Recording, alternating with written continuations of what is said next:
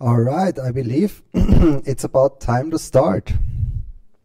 1 p.m. Austrian time. And let's see if today is going a little bit better for me than yesterday. But the most important thing is I had fun yesterday. Really a lot of action table. A lot of action, free bets, squeezes, post flop, all ins.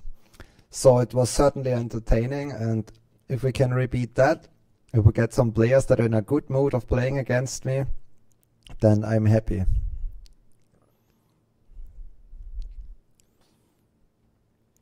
I have prepared something today. Maybe I need them at some point before I make a big bluff, but maybe you can see my cards, so maybe not too good. Let me think about it.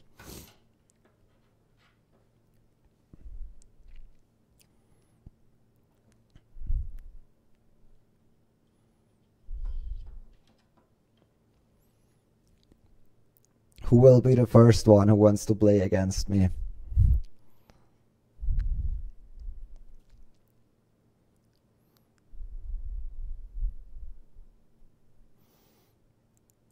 Are those the hands from yesterday? No, it's empty. No hands in there. Good.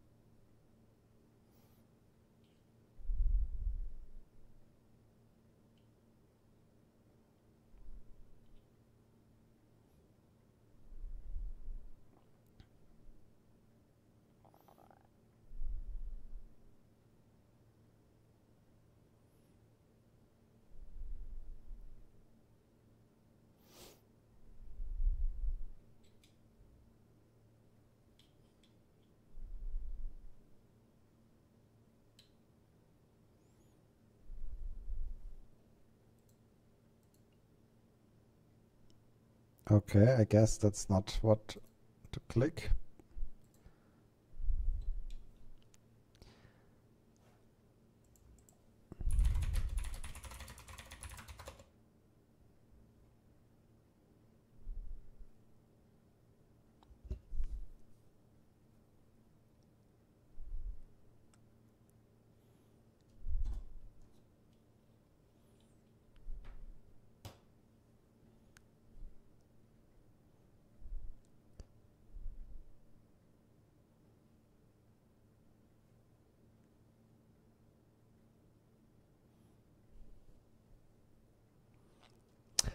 So, given that I don't speak this Chinese language, I'm asking for quick feedback if it's the left or the right button. I'm sure that's fixed in a second.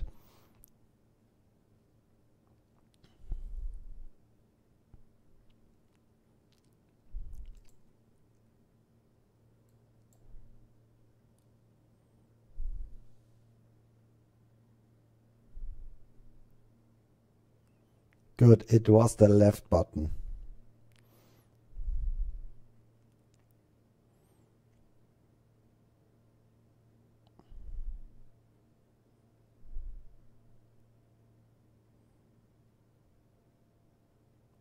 Perfect.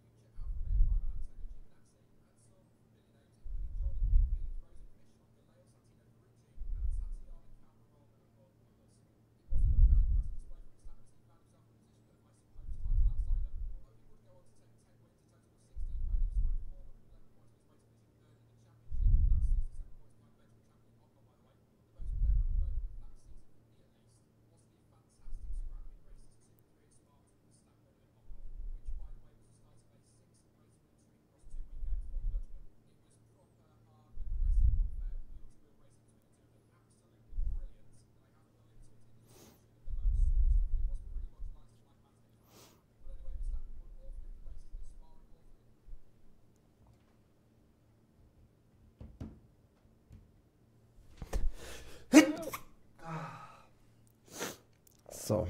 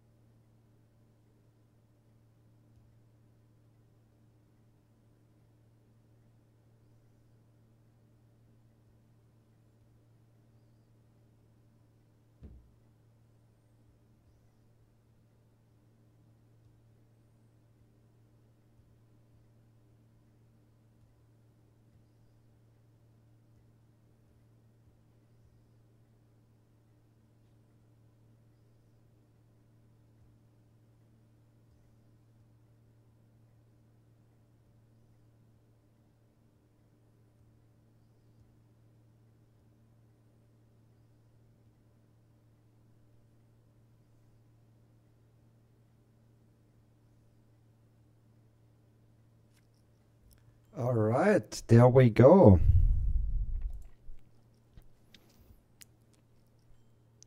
Mr. Wesley is joining me.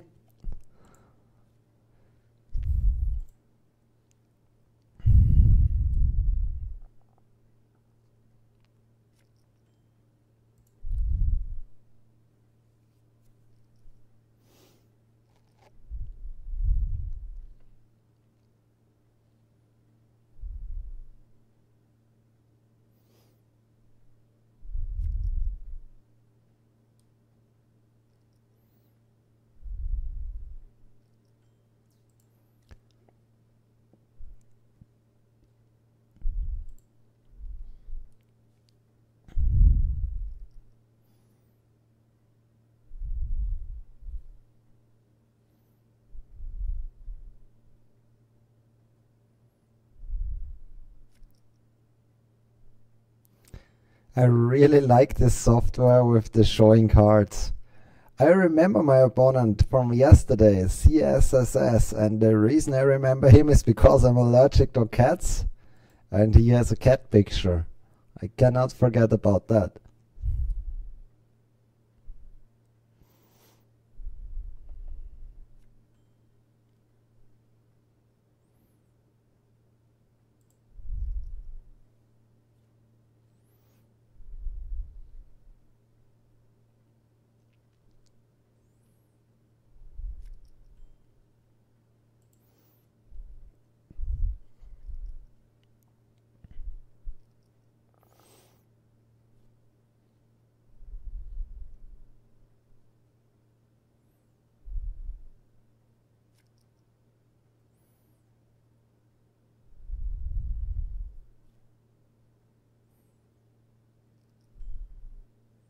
Some premium hands to start with.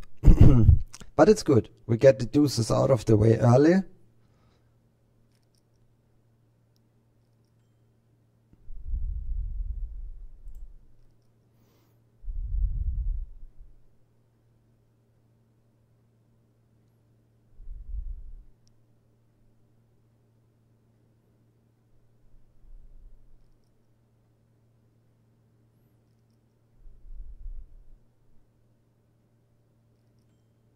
Okay, it was a loose call to start with. I got punished right away.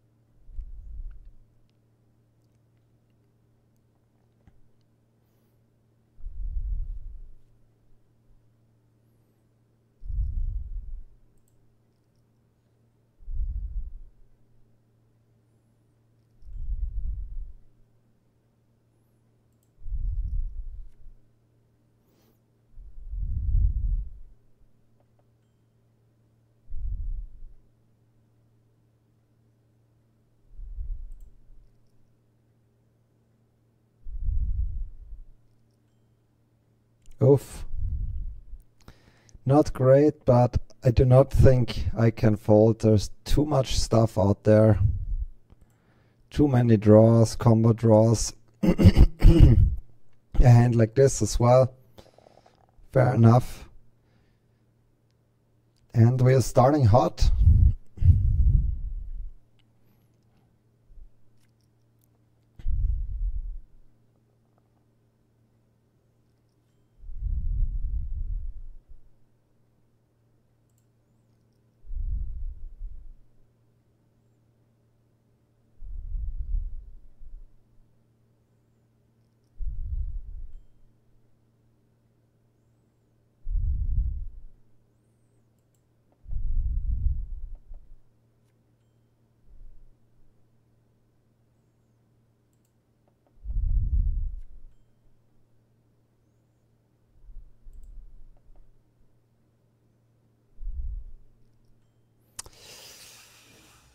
Oh, God.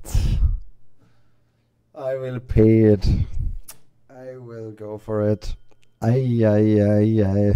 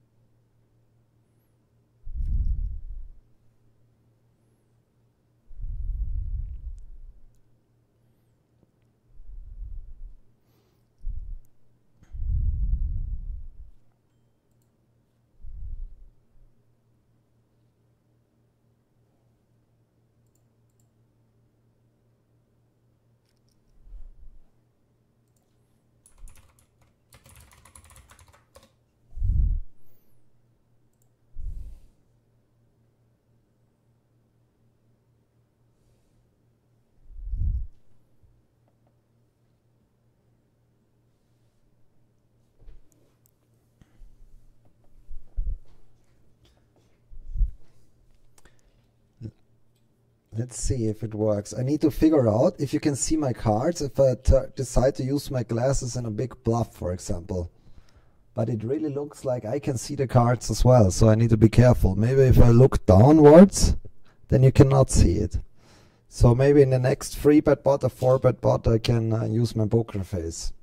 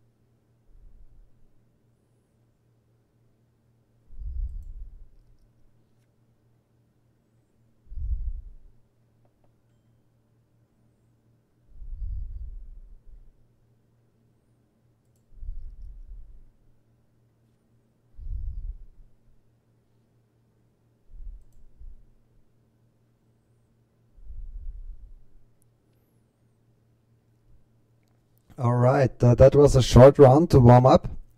Yesterday I started hot as well, then I ended up taking three rebuys, so I don't plan to repeat the same. Let's see where this is going.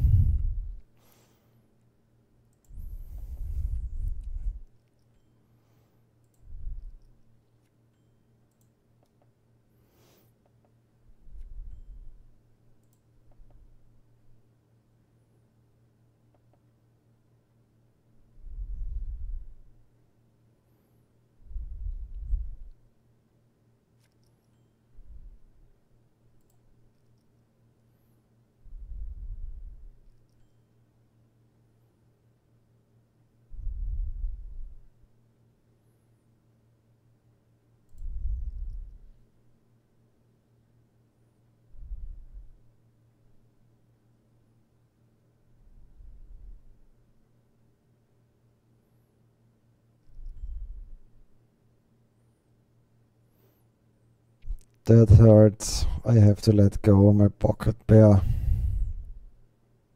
Rabbit hunt. Oh, only one card, okay. But that would have been a very hard turn to continue.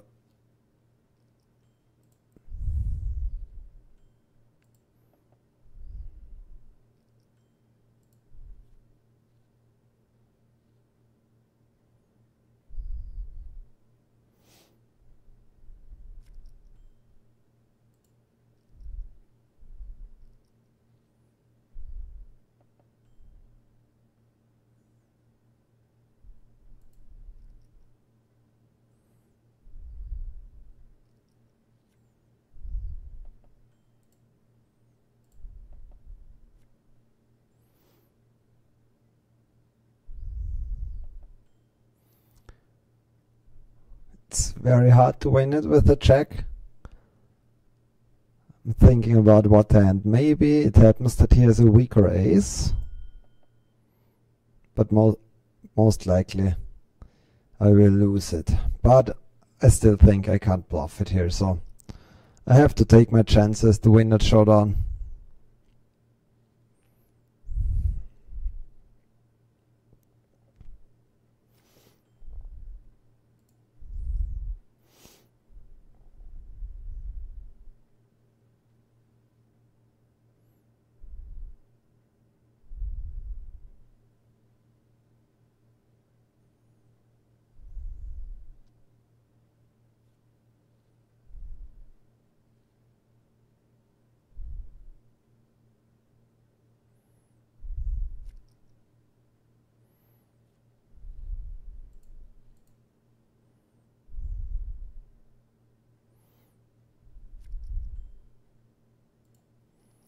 Let's try some calling as well.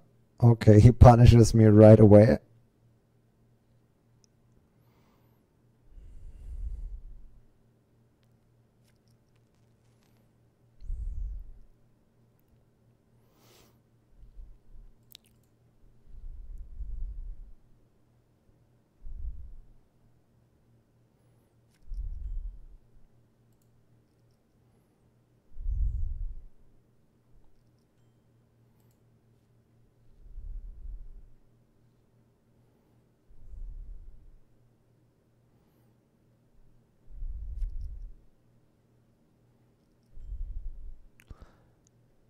Good question of what hands I'm supposed to call here and supposed to fold. With the empty game in here.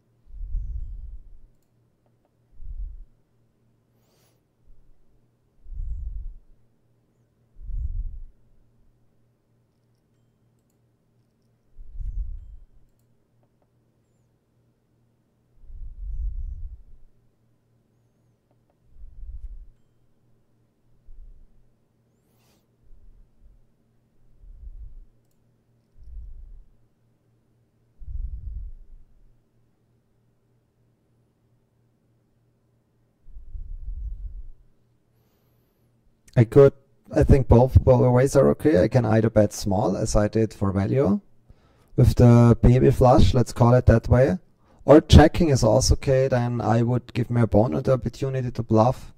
But given that I had no pair on the board, it's more likely that he has a pair, and then he doesn't really need to bluff that often. So I think the better line on average is the small bet, and then I put him in a very tricky spot. Does he want to bluff catch the small size with a medium pair, or is he just going to fold it?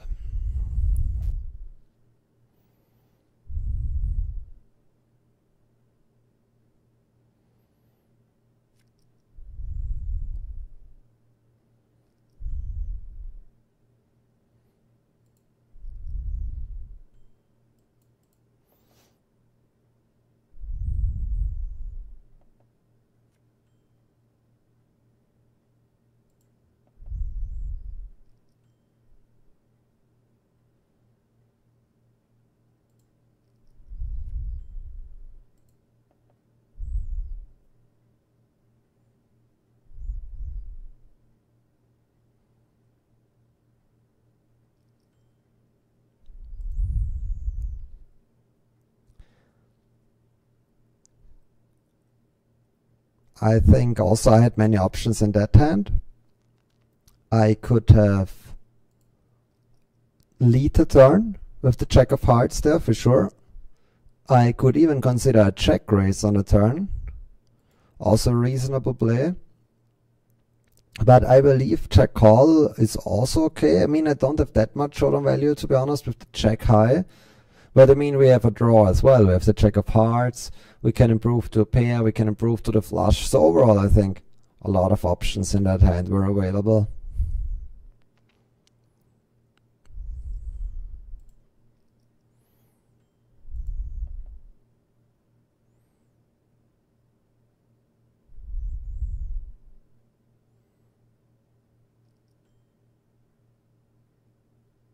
Tempting to continue. Yeah, we're gonna rabbit hunt. Where is it? 8 of spades. That wouldn't improve us in any way.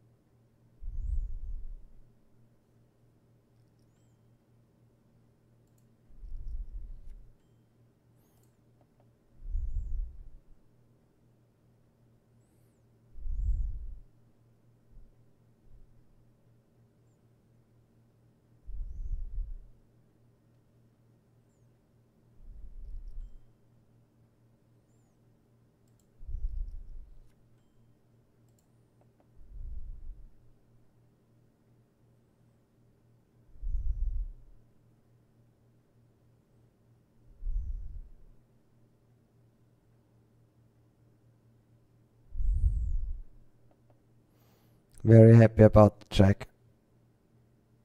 Wouldn't know what to do, honestly. Like, he made the bet on the flop, normal. I call it if ace high, of course. He makes another small bet on the turn, I called.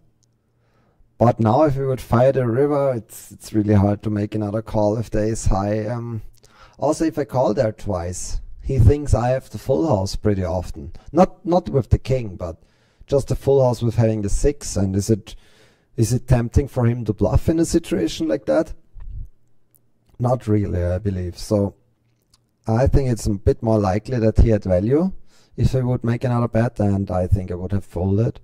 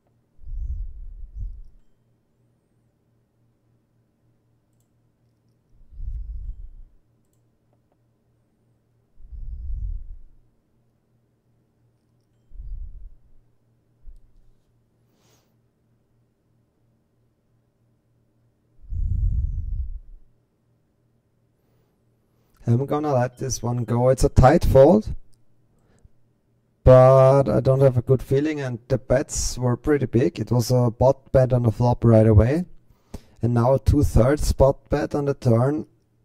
I think I have better hands to continue there. Let's take a look at this one again.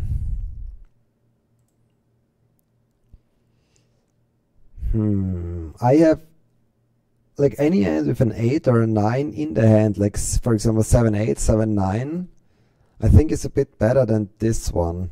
First of all, I block some of the value hands, I block the straight, but I also have more equity against the 6. Right now I have 2 outs, but if I had a hand like 7-8, I have 4 outs to the straight and another 2 outs to the 7, so it would definitely be a bit better if I'm up against trips, if I had any hand with additional equity of some kind.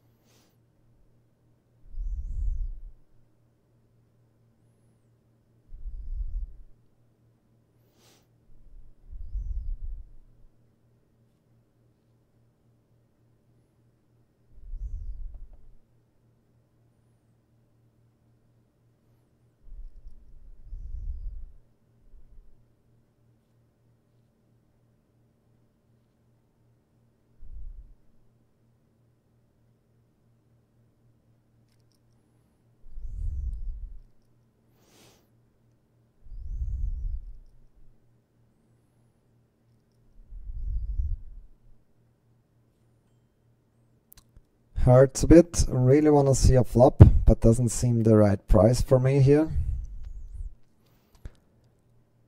Let's rabbit hunt if we missed some. We didn't miss much, just some backdoor opportunities. Nothing too excited.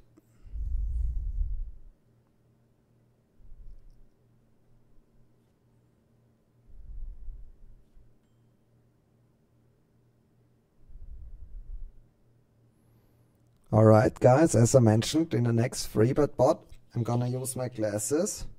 I need to watch down, I believe, to make sure my cards are not reflected.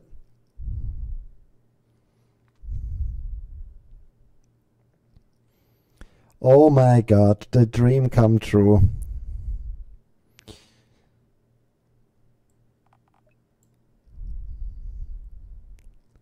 What a time to wake up with aces. Now we need to dodge. A deuce on the turn. Oh, that hurts. Time to remove. Oh my god, but that's not an out. I even hit the ace.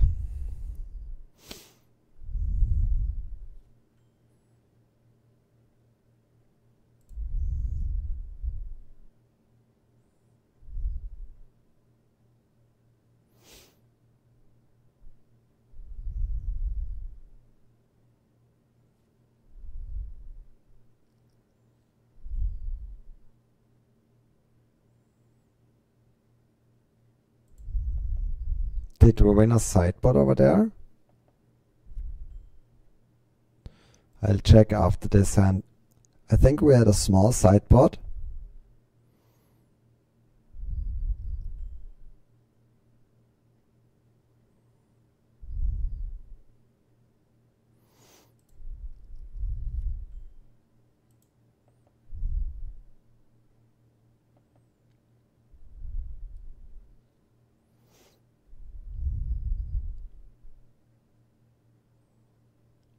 Let's take a look at the aces hand. I think there was not much to do from anyone involved, honestly. It was just unfortunate for me, the run out. So I make the 3-bet. He has pocket jacks.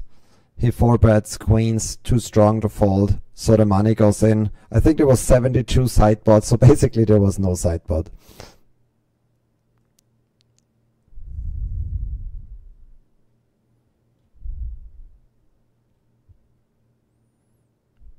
What was my equity on the flop actually?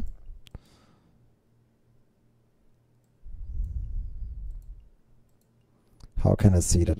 We're gonna restart the hand. Okay.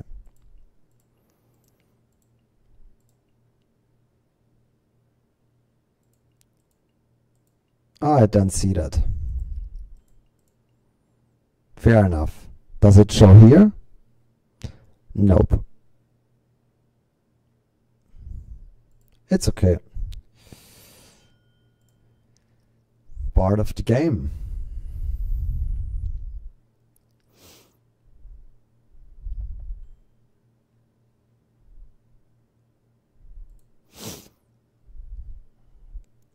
I think we rooted, of course, for myself mainly, but then second rule, best outcome would be my friend with the cat picture winning the hand. He gives good action.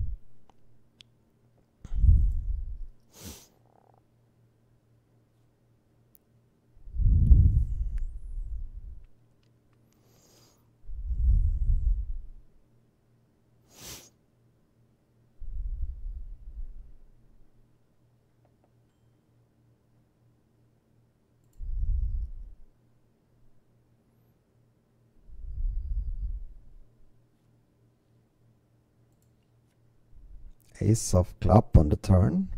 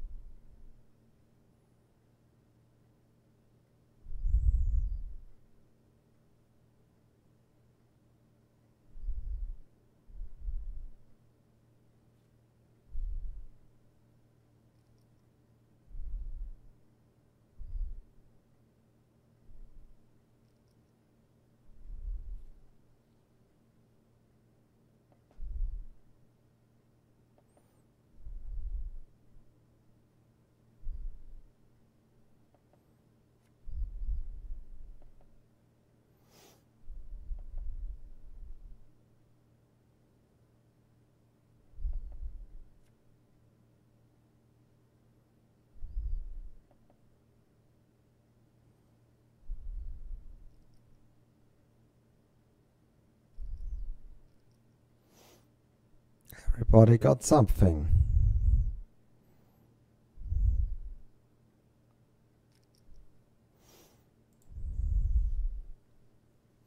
Let's see how that was played. I didn't expect the last player to have an ace there, so was there some tricky play going on that we should be aware?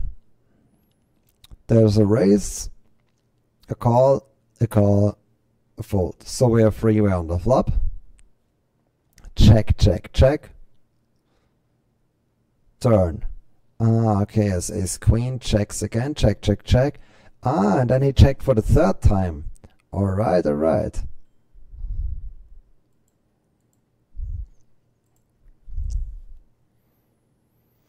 It worked out perfectly for him. He got play on his left to bluff, followed by bluff catch from the second pair, and then he just overcalled with his top pair here that nobody expected, and won the maximum.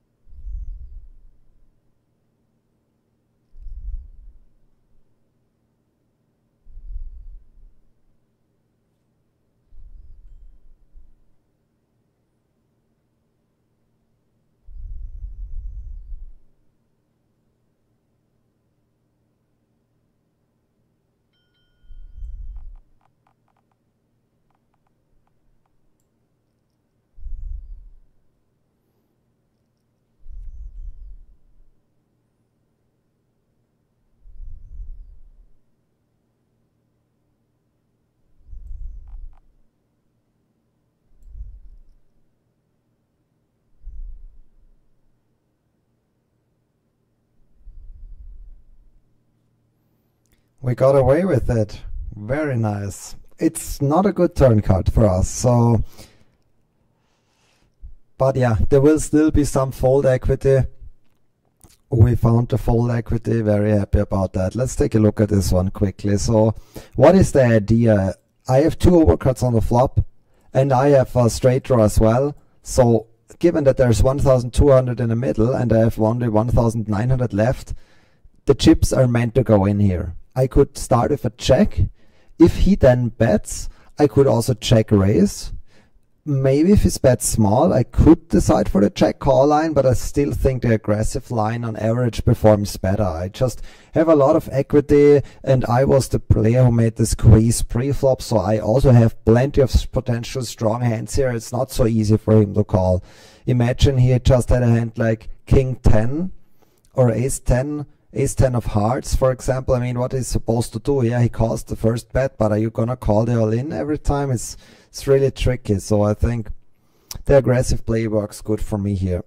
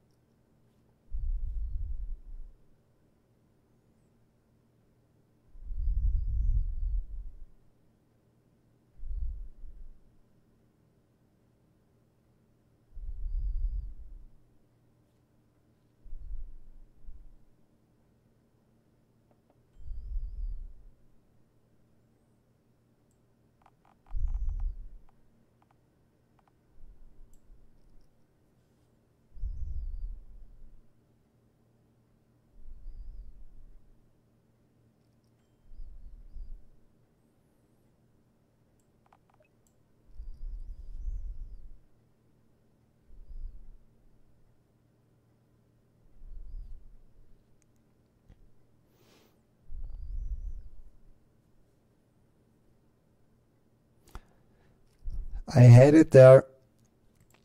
Let's think. The target is, of course, for me is always, I want a hand. Sure, I'm happy, but my target is always to get the maximum and find the best play.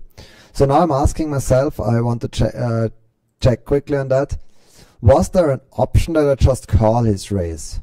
Personally, I didn't see much upside in it because the pot was already huge. It was a straight draw out there, or there was a flush draw out there. I did not have the color with my pocket kings. So if the flush card comes in, it's not great for me. So I was thinking that the all-in is just a better play. Let's quickly see it again. I make the bet. Here I face the raise, and that's the point where if I just call, there's 3,200 in the middle and he has 1,100 left.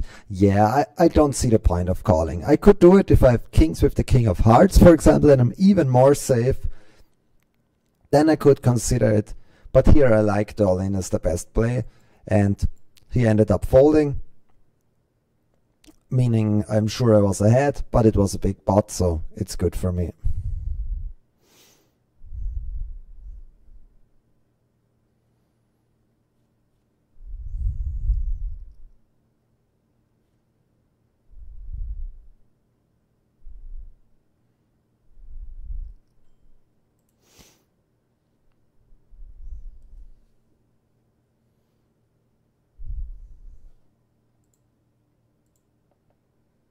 Ja, voll. Du musst ganz fest dran glauben, dann bin ich da.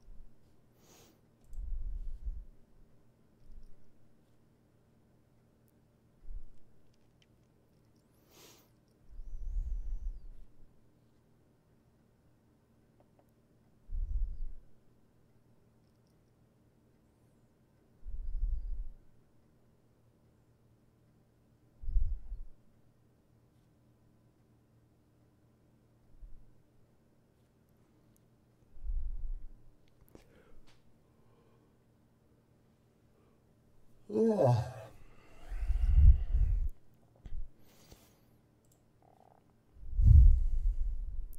Disciplined fold.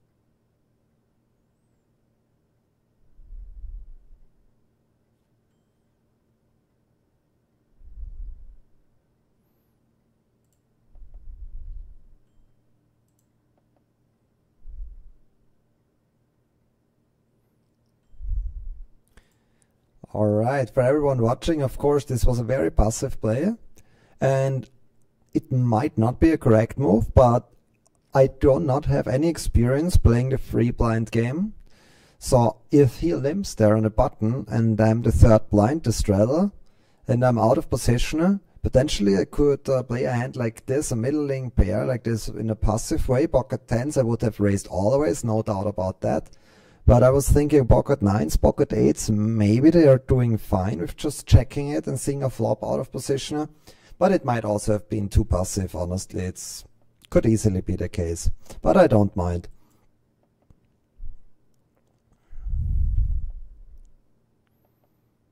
Also, from all the opponents on the table, I had the feeling that we didn't see many moves of him yet. So he might be a little bit tighter than some of the other players. That's also something I was having in mind when I checked back there.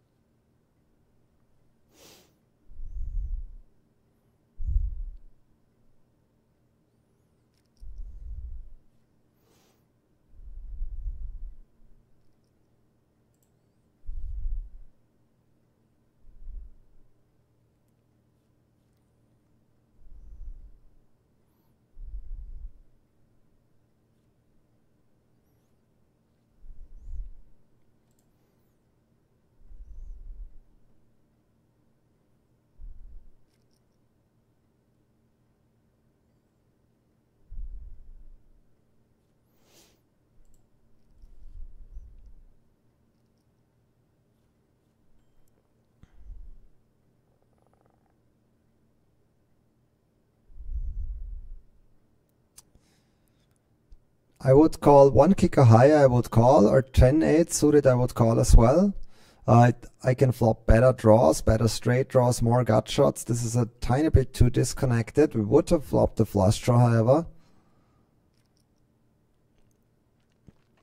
But I didn't know beforehand, obviously.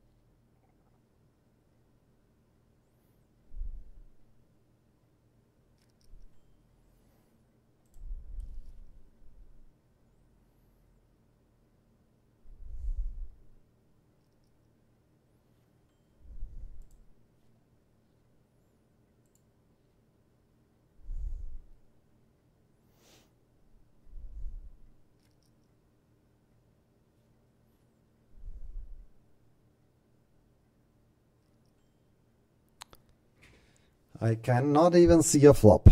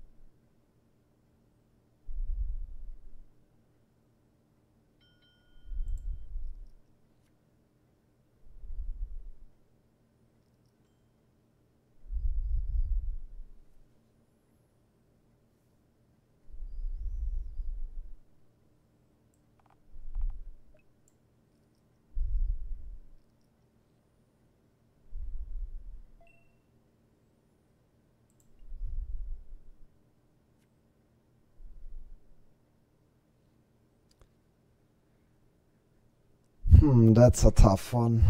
Tough one to take. All right. Let's go with this one.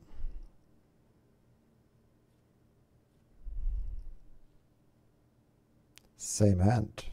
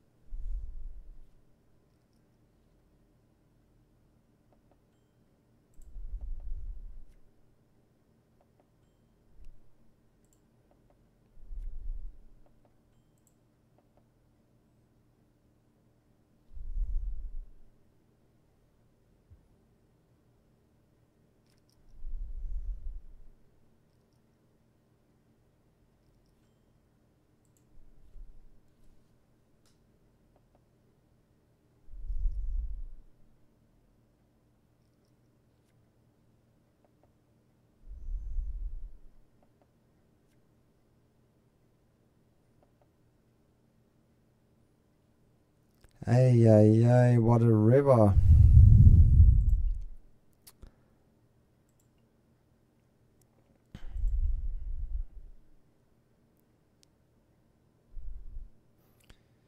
That's how it is. He's seen some fold equity on the flop, made a raise. It's a loose play, but then he picked up a double gut shot. Straight draw, went with it, and he got there.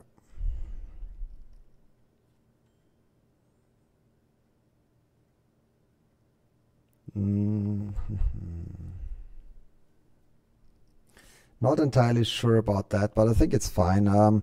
It's a free blind game with the biggest blind 40. So if I consider 40 the big blind, then I had only like 20 big blinds. So from that perspective, I think it's close, but it's a reasonable free bet jam.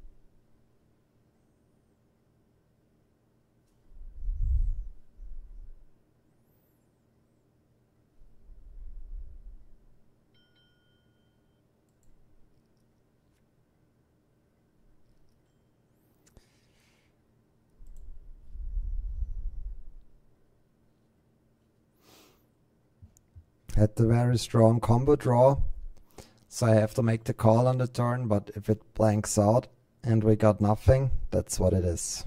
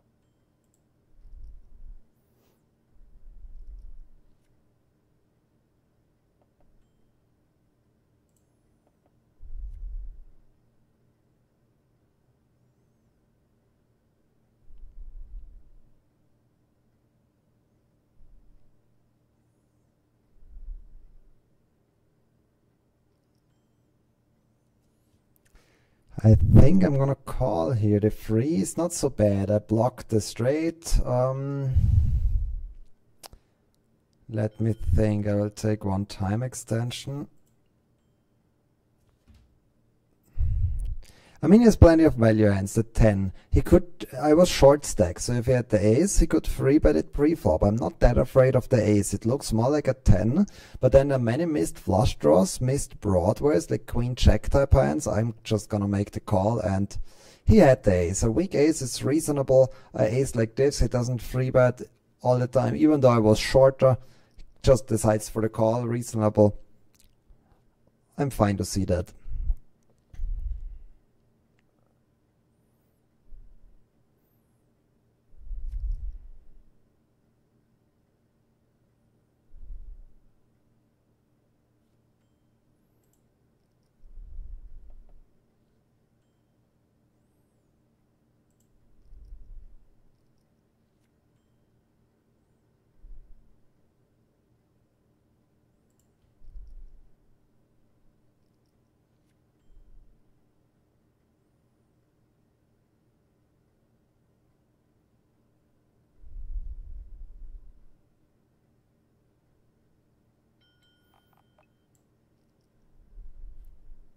Nice, now we need to show it. Oh, we had the same hand. That's sick. Okay. Oh god, no. I got the split bot to fold. That's funny.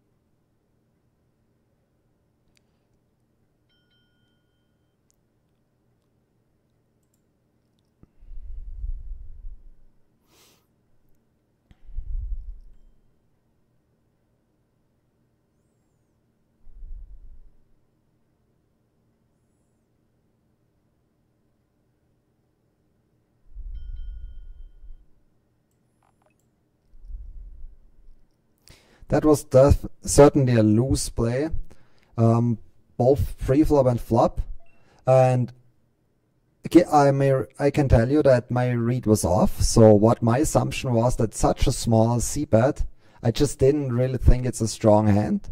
Very often it happens that players are very honest with their sizing. What do I mean with that? If they bet very small, it usually represents a weaker hand. If they bet medium or bigger sizes, then it means they often have like strong hands, or like it really represents the bet size a lot. So what he just did is he was betting very small on a connected board like that, and therefore I thought, okay, this is probably just a small c-bet with a hand that doesn't have very much, and I had very little stack left. Of course, if I had a starting stack like I have now, I would never have played the hand this way.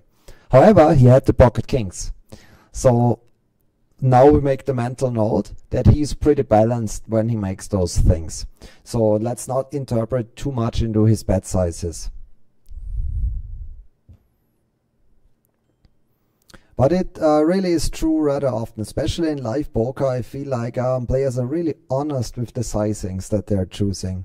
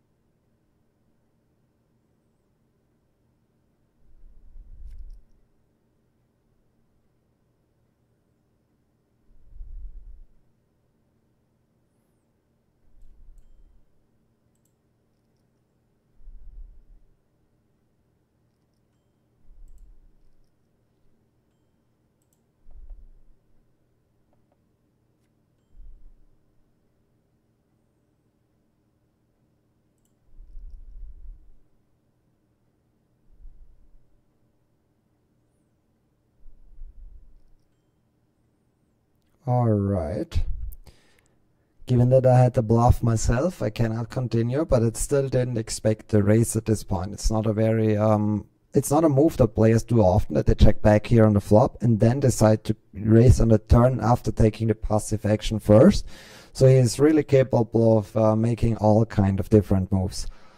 Very small with strong hands, checking back the flop, then raising the turn. So he seems to be a pretty good player to me.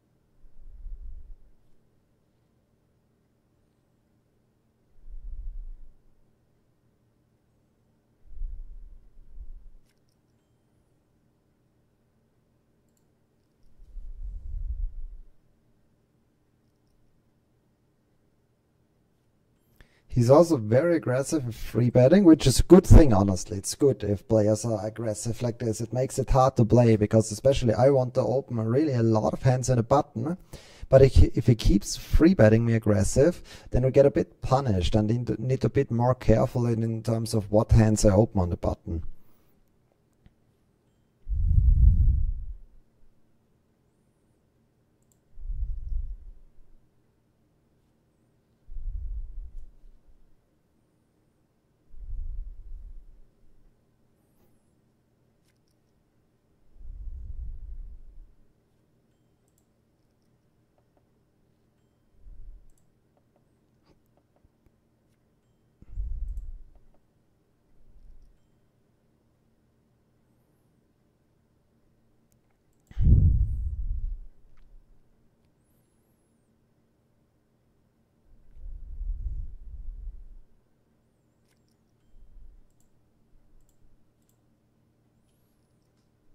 Especially in the free-handed stage. I mean, imagine it's really hard to have a very good hand. We're talking about, let's say, ace-10 suited plus. Like having a really strong hand in a free-handed stage is just hard. So when players are very aggressive and they put a lot of pressure, then it makes them pretty hard to play against.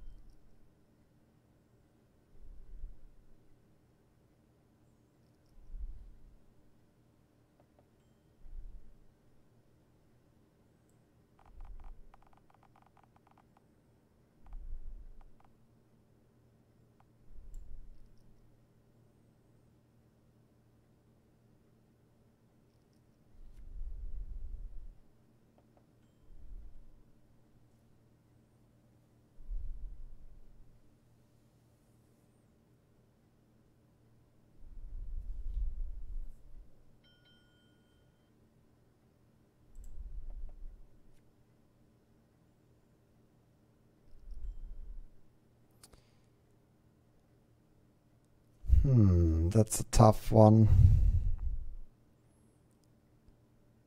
Think we have to let it go, unfortunately. On a blank river, like a king and a jack and an ace, of course, are the three river cards that I want to avoid. It was one of those cards, and then pocket tens lost a lot of his strength at that point. He could have trapped me anyway. Maybe he was ahead from the get-go. He 3-bet and make a 4-bet, and he flatted. Who knows, maybe at aces or kings. And he just trapped me from the start. But yeah, let's say I was ahead on the flop. Then what hands is he calling on the queen 7 deuce? He might call a hand like king jack suited, ace jack suited. Those hands he will not just fold against the first bet. Maybe ace 10 suited. So a good chunk of those hands, they really improved on the check. And especially the ones with the 10, I mentioned maybe he had ace 10 suited. Those are very unlikely because I had 2 10s myself. So I am making it less likely that, or I'm making it less likely that there's a bluff, yeah, for sure. And on the other hand, it was a decent card for him on the river, so I think I cannot bluff catch there.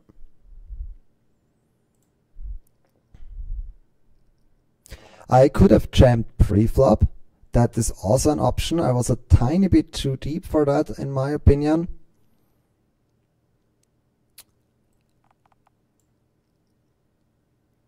Let's go with this one.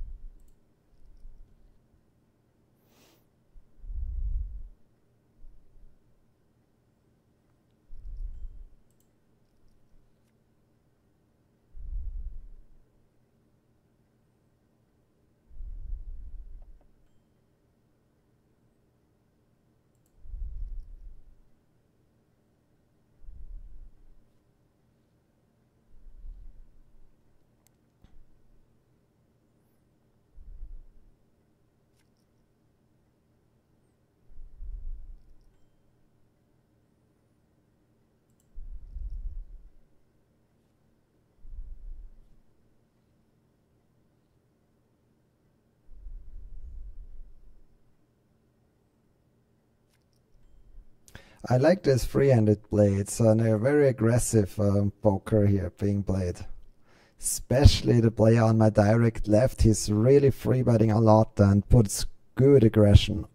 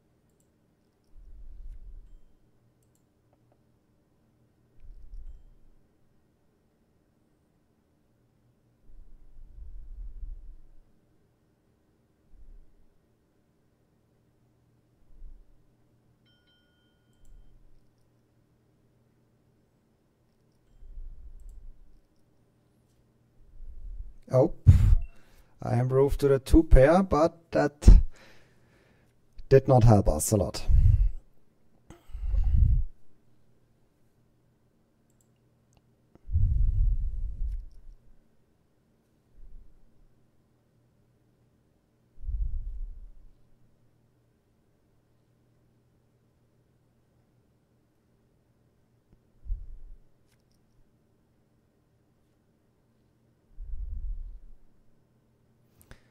I just got in mind there's a function to expose the cards, I think. So in the hand where I had pocket tens, I think I want to use that. We're going to go back to that. I'm really, really curious what he had.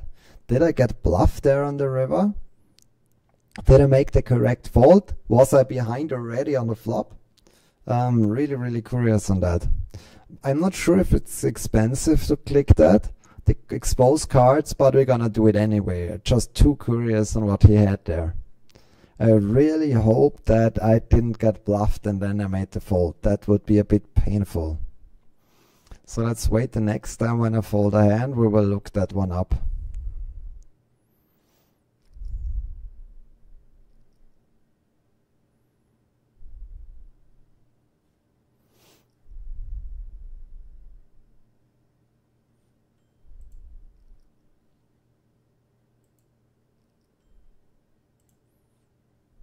Okay, not enough time. We want a hand where I fold and then there's action so that we have plenty of time to go in the replay and look it up.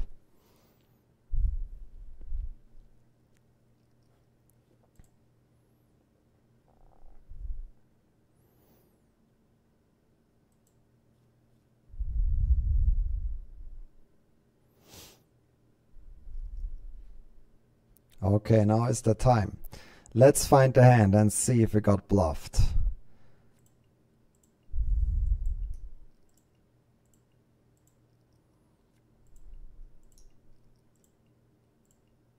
Here is the pocket tens. I think, oh, I cannot click expose cards anymore. That's so unfortunate. I missed it. I'm too late. Damn it. I cannot. Nope. It's too late. I thought that yesterday I seen that. Here I can only, no, here I can do it or what? Why can I do it here but not for the hand that I want to see?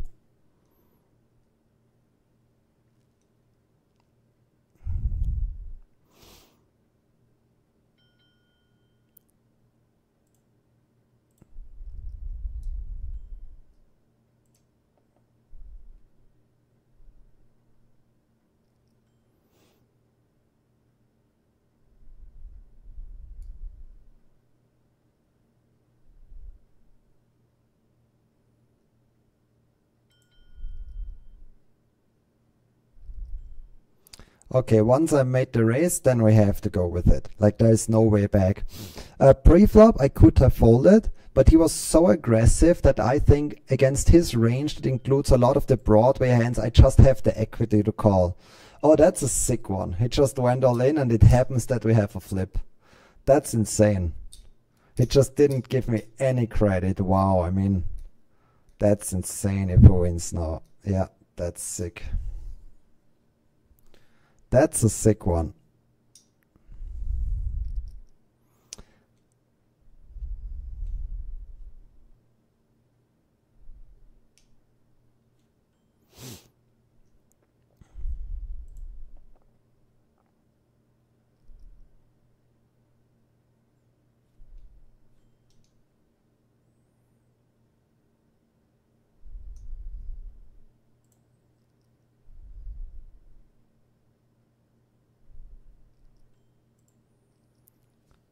We can definitely say I'm getting action, but it's really doomed for me today.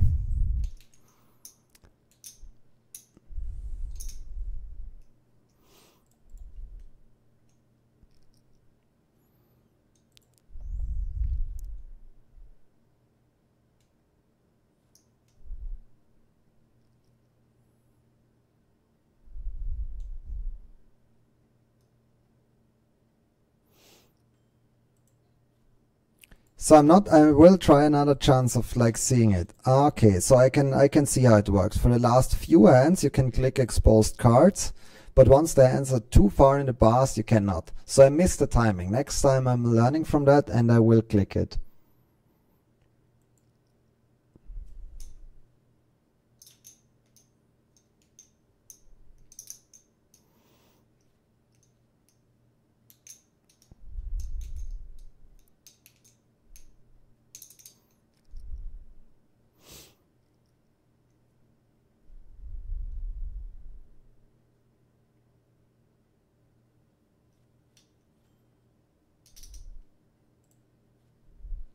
I still can't believe my 6-4 versus the 8-7. I mean, this is such an insane hand. A checker is the flop.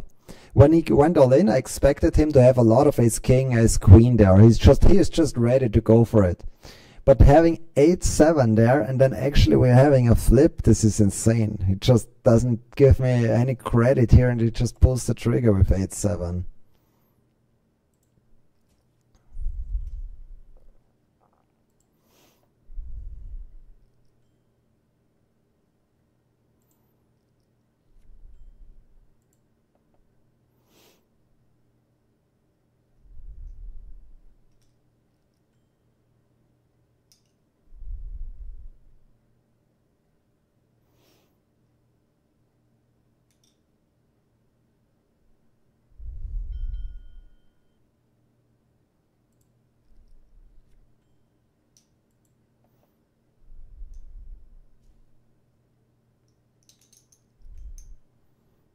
Turn is really close between call and fold. Both options are reasonable. I made the call here, not the river, which I was looking for.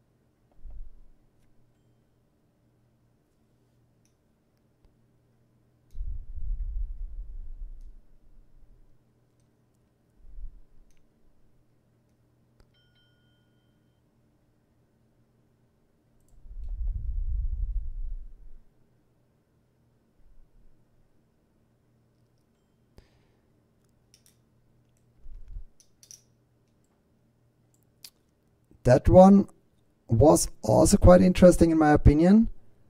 I want to definitely not always just check down my missed hands on the turn and river. But on the river I had only 1/3 of the pot left, which makes it a lot harder to get a bluff through. For example, let's say he has a medium pocket pair. If I have there theft 1,000 chips with 1,500 in the middle, and then I pull the trigger, then it's extremely uncomfortable to him. But if I have left 500 there, as it happened, and the pot is 1,500, at that point, it's way harder for me to get the folds. And so I think I still sometimes have to bluff my hand as played. I cannot just always play the check, check, check, check. But if I would just always bluff it here, it's also too aggressive. So I need to find a right mix of sometimes bluffing it, sometimes not.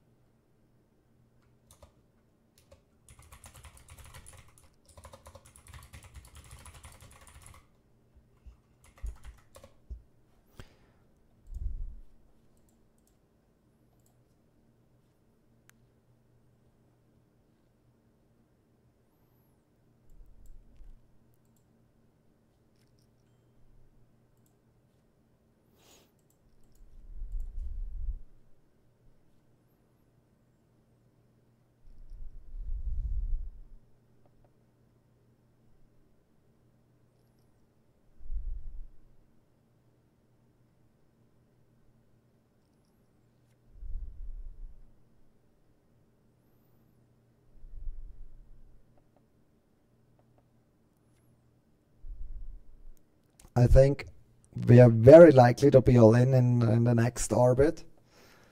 Kind of any hand will go, and then we either double up or we have a fresh start again.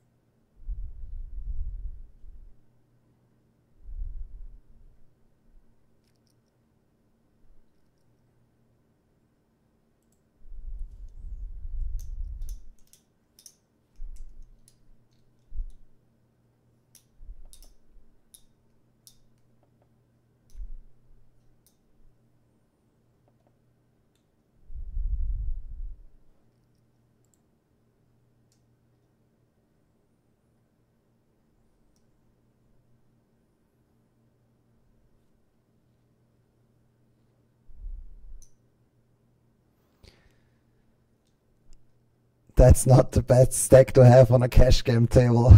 I'd say like having around 6 blinds. We really try to get it in at any point.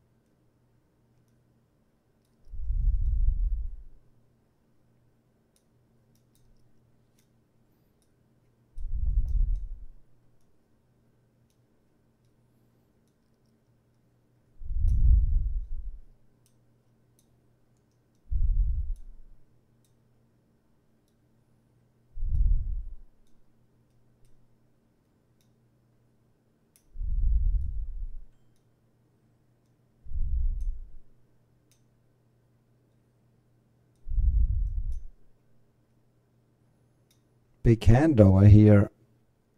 I must admit I didn't follow the action closely, but it looks like some free streets of betting if I can see the size of the pot correctly here.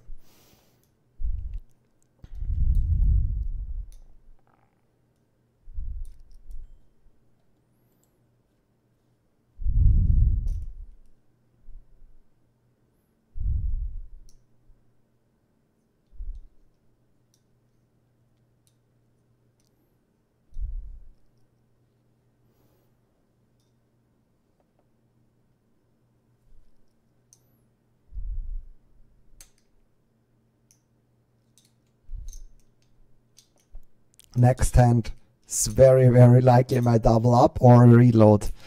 Then we can start with fresh stack. That wouldn't be too bad compared to being there with like 5 to 6 big blinds.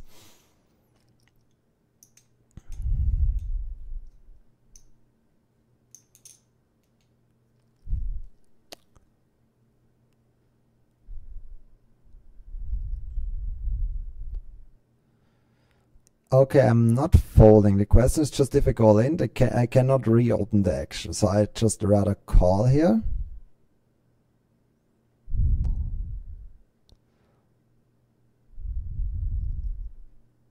Flopping the nuts.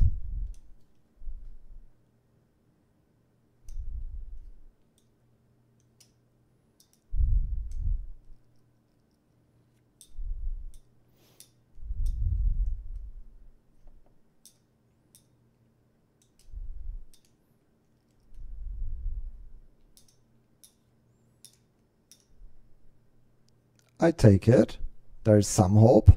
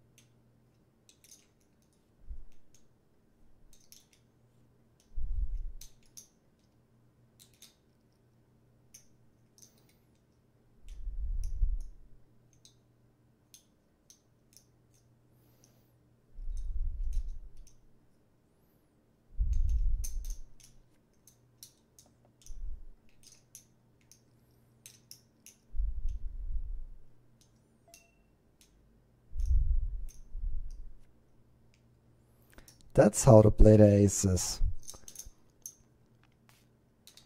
Got everything.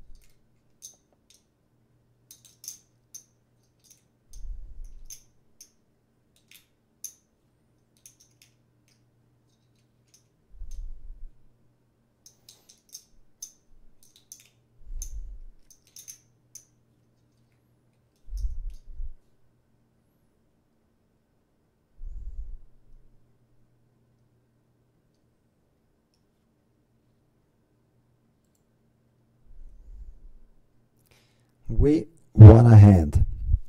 Let's remember that. By a walk, I mean. Everyone folded to us.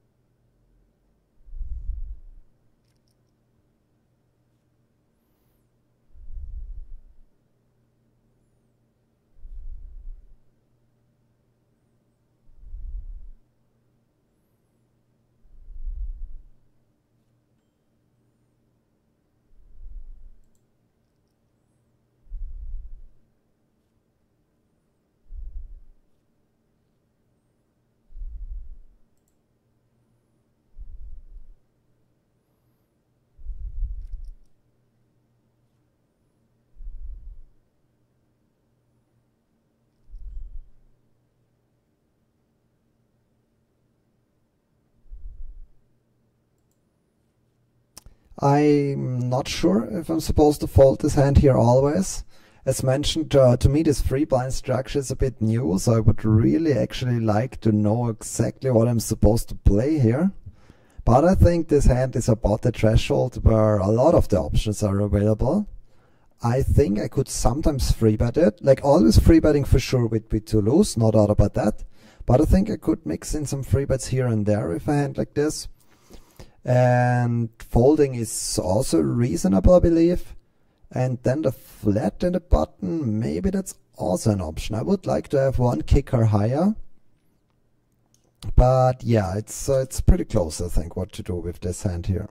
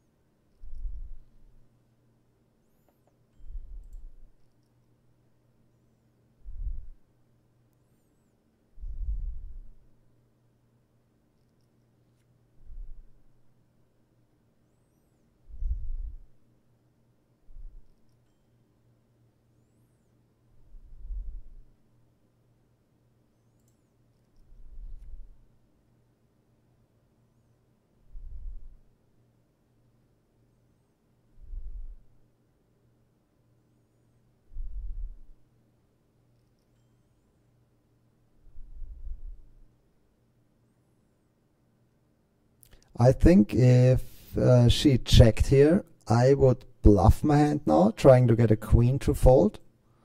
It's very hard for her to call the queen on this run out.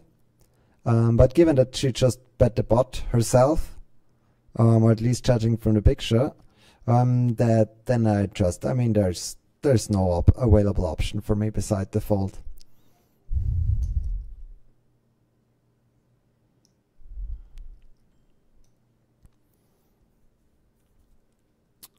I think in theory I'm supposed to fold, but I want to call it and get involved.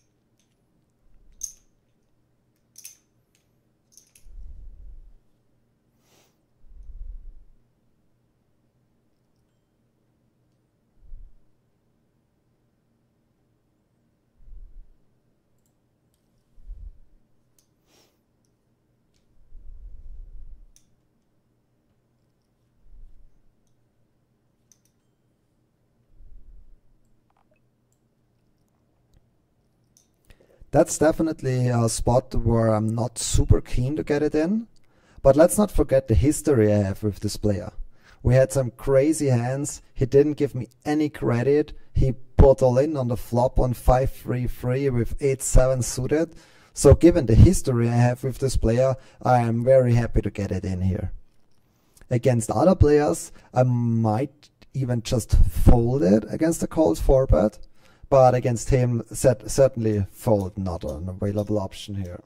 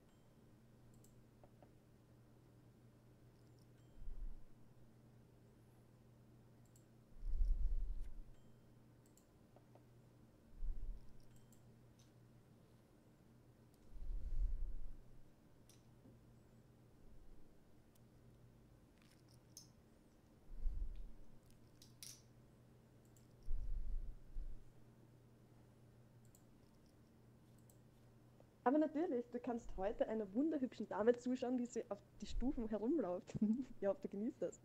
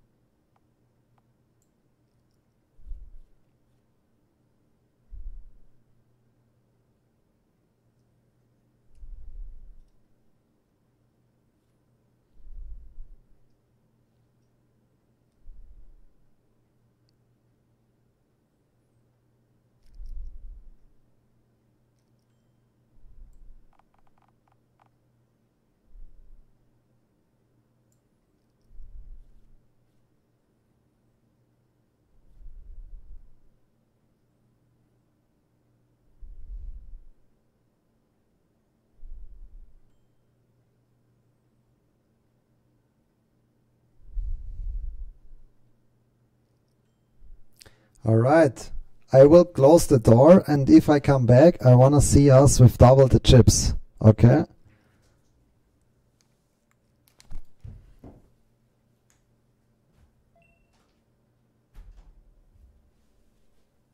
Where is the ace? Ace or king? Ace. Ace of hearts. Beautiful river card. That's not ace of hearts.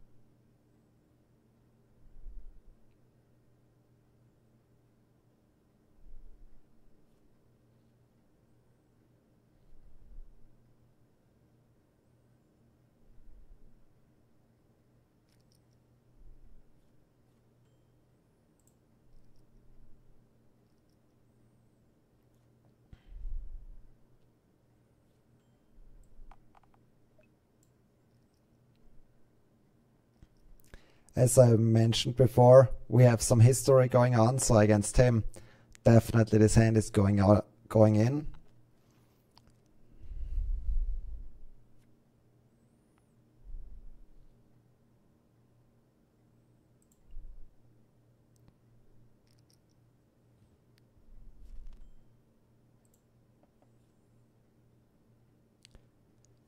It's a good mental training as well, because it's sometimes tough, you know. You are all poker players watching this, and you are all experienced the same. Sometimes it just doesn't work your way, and there's really nothing you can do. And I think we are playing already with 8 buy-ins now in those 2 hours, and then it's a bit frustrating often, but that's how it is. And fortunately, I'm used to it. I can deal with it. But yeah, that's just how it is. And maybe it's good for you to see also that in me as a professional player, it happens the same. Like, there's nothing you can do. Sometimes it just doesn't go your way. And target is to just try to stay calm, or maybe if you start to feel angry, maybe you take a break. Because yeah, if you get into the mentality that you now want to chase, you now need to get involved even more, you need to squeeze even more, I think that's what you want to try to avoid here, going in that direction. So we definitely just stay calm, we'll play like if nothing happened, and every hand is a new hand. This is a rather loose defend. I'm not sure about it with the bigger entes here. It might be fine, that's also why I called. But maybe it's 1 kicker to lose. Anyway, it won't be a big deal if it's 9-7 or 9-6. Yeah, not a huge thing here.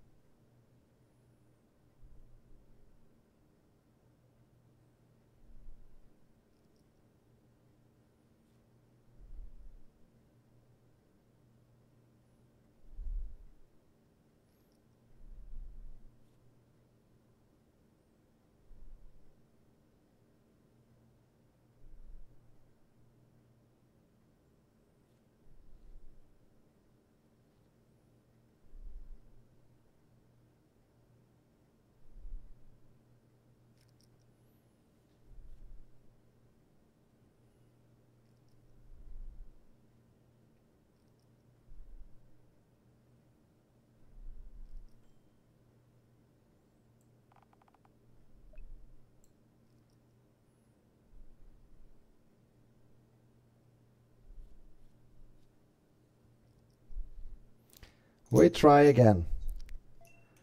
As you probably have seen today, not the day of my flipping skills shining.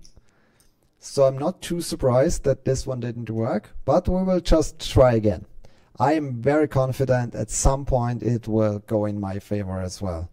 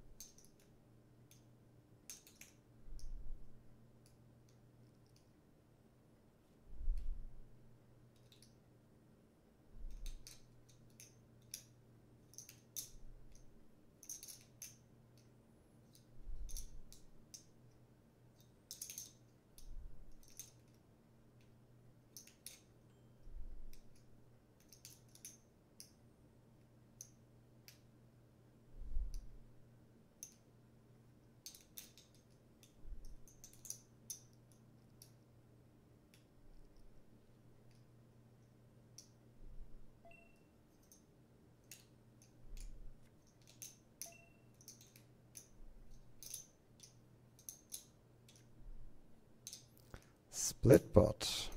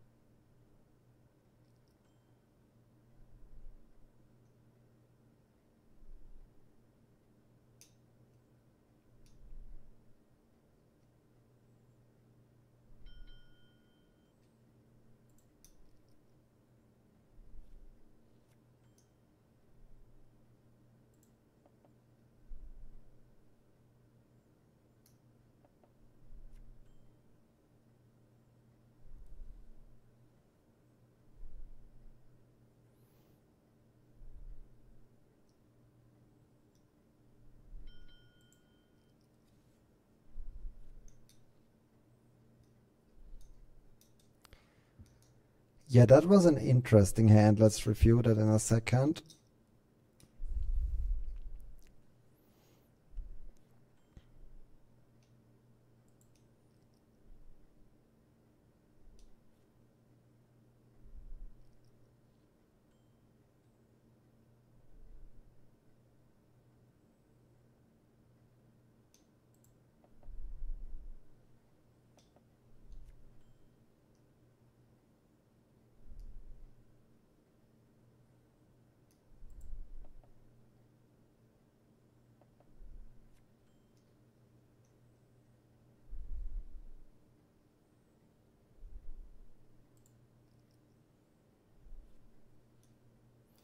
So about the previous hand, I flopped the set.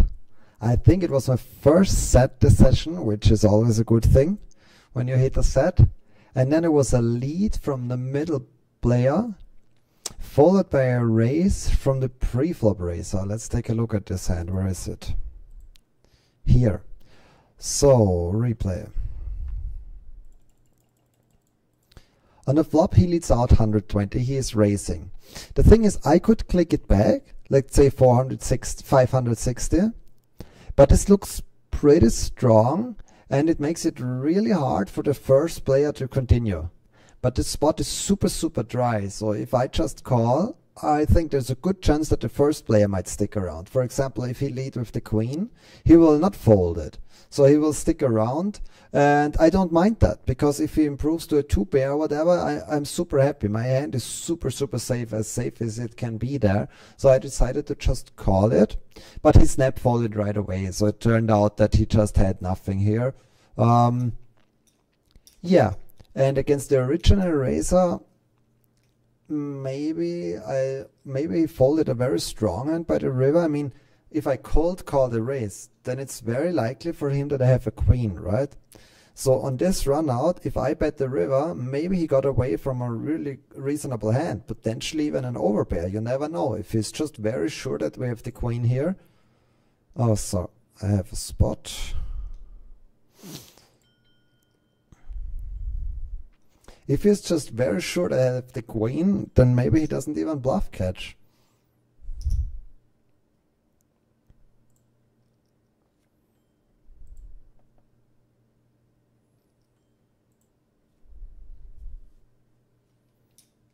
But there's not much else I could have done. Like if I check on the river, I don't think it achieves much.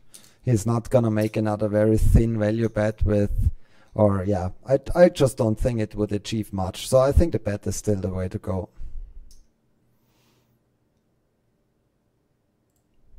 Oops, that's not what I wanted to click. Here.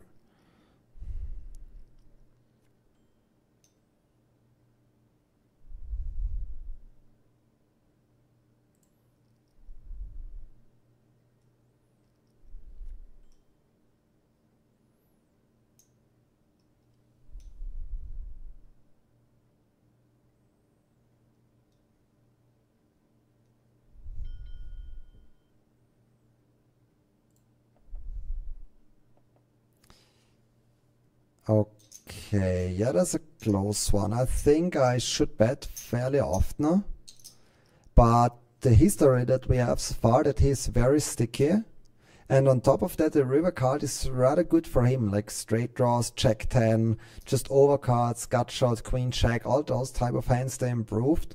So he had the 8, and I think he would call me down. So in hindsight, I think it was the good decision. Against another player, against a different player, I might have bet, but I think with our history, it's maybe better to give up. Yeah, 7 high is not gonna win with a jack, so it's really a pure give up at that point.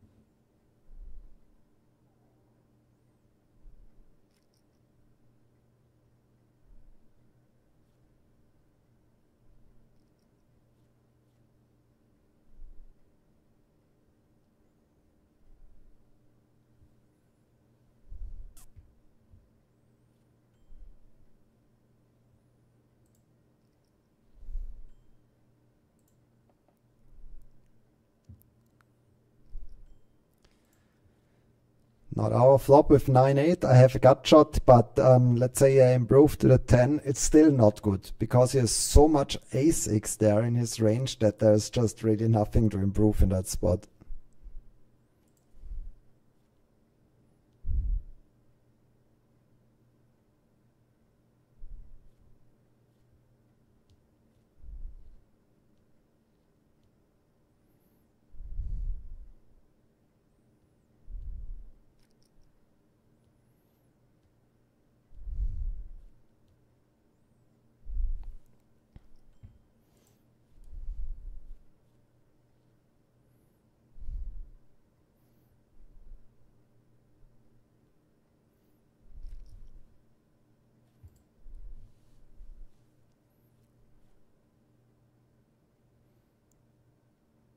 So let me get involved in some bigger hands again. Without finding the reload button, this time I wanted to go my way. On this flop, I would have had some potential, but as we all know, there's no way I can get involved in that hand somehow.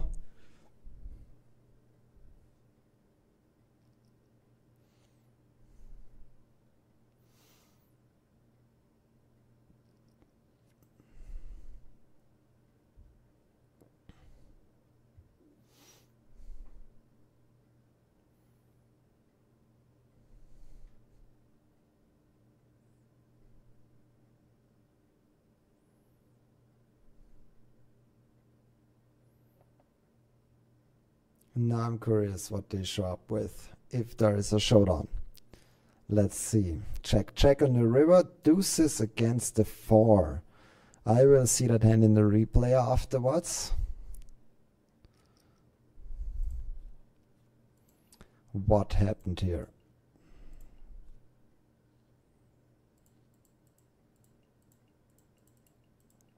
Raise with pocket deuces call, c-bet call. Ah, he bets on the turn again. I see the 4 calls and river check check. Okay. Oh, that's my turn. What do I have? A hand that I can open.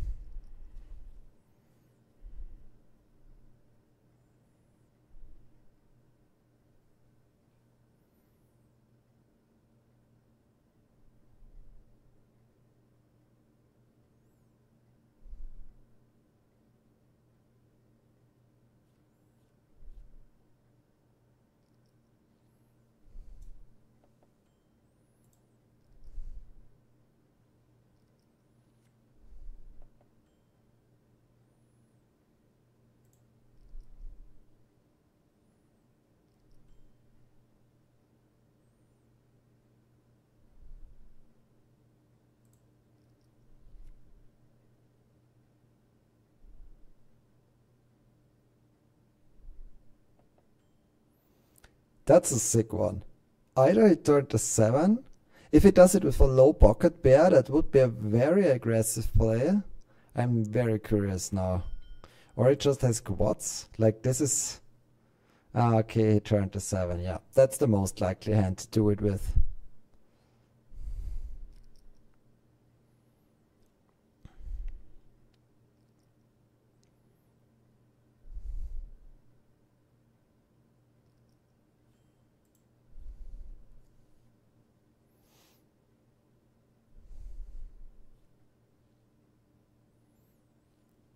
Of course, I could consider the fold, but then I have 2 very strong outs with the ace or the king. Let's not forget, even though it's just 1 out, but if there's another 9 on the river, then I have the nut kicker as well. So it's 1 more out, we take it.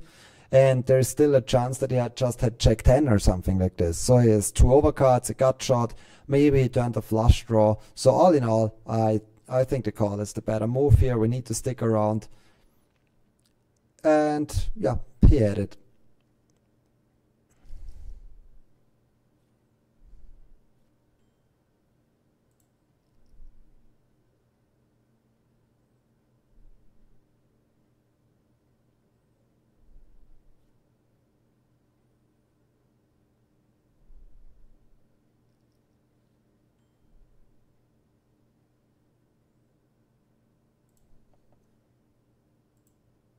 mir ist schon klar, dass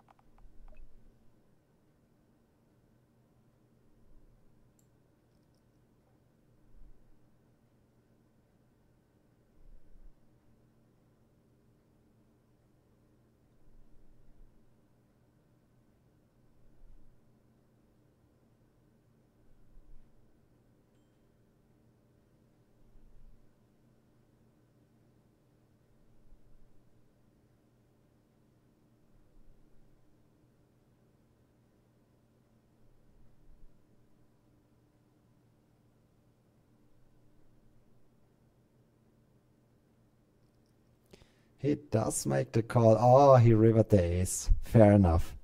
I was really expecting with that time banking that he might make a very loose call now. But if he called with the ace, then this is completely fine for us. Like the ace he has to call. It's mandatory call with the ace. So I don't mind. Let's imagine I got called from the queen or an even worse pair. Then we could question ourselves, is the bluff such a good idea against that player? But like if he calls with the ace, it's totally fine.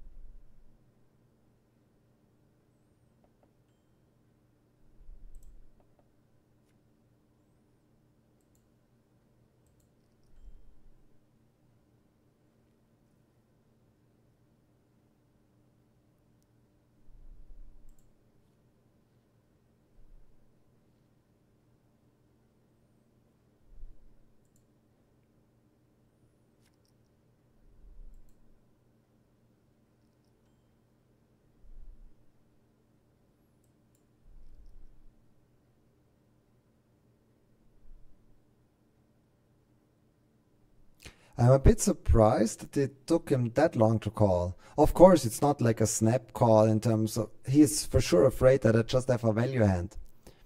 But at some point, like, if you have the ace there, you really cannot fold. You're supposed to call. It's loose positions and you have the top pair. You just have to call it, I think. Was really nothing else available to him.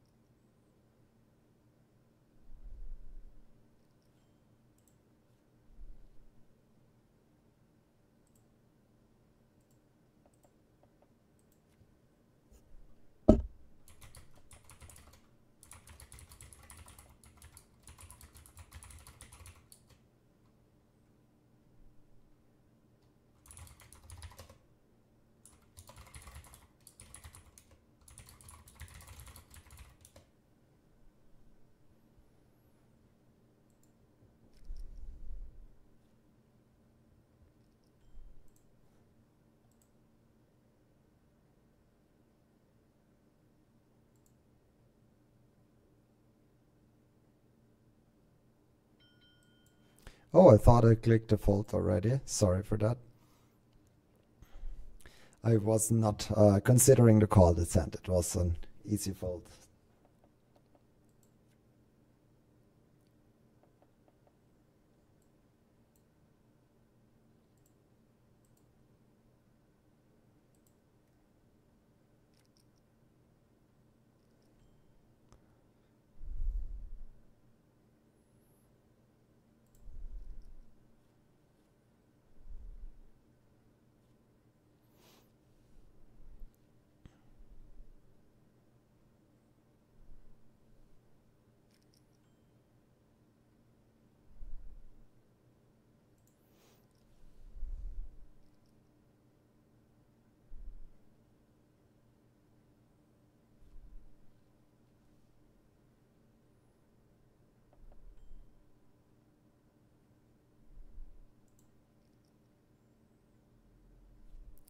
What a flop.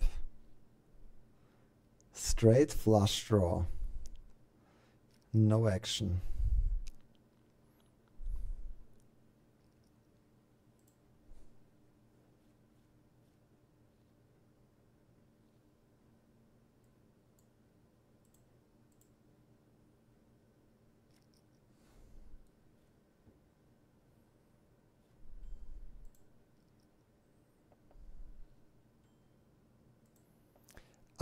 Like around half an hour ago, he free bet me all the time. It made moves, but not anymore. He really slowed down.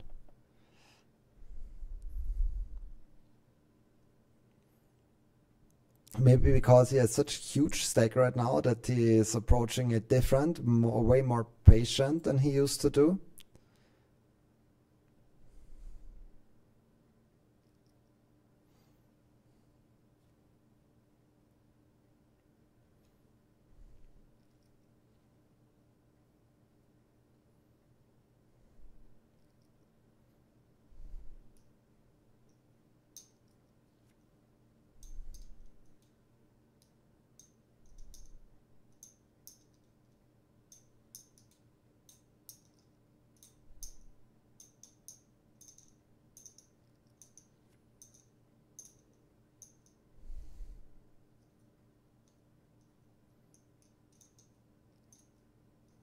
Oh, sick. Sick play. Wow.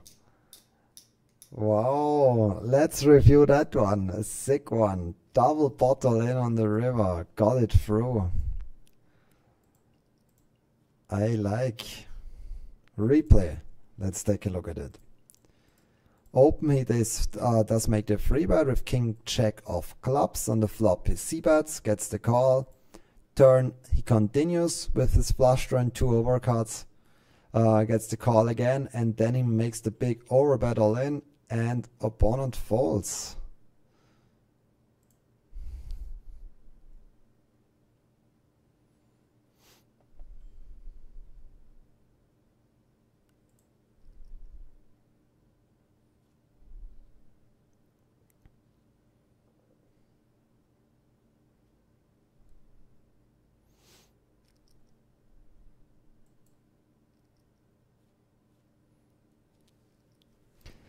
Unfortunately, I was still not able to build a stack. Like imagine I have 4k, 6k, then we could play some real awesome bots maybe and get in some tricky spots. Pulling the trigger, calling against a move like that. We're working on it.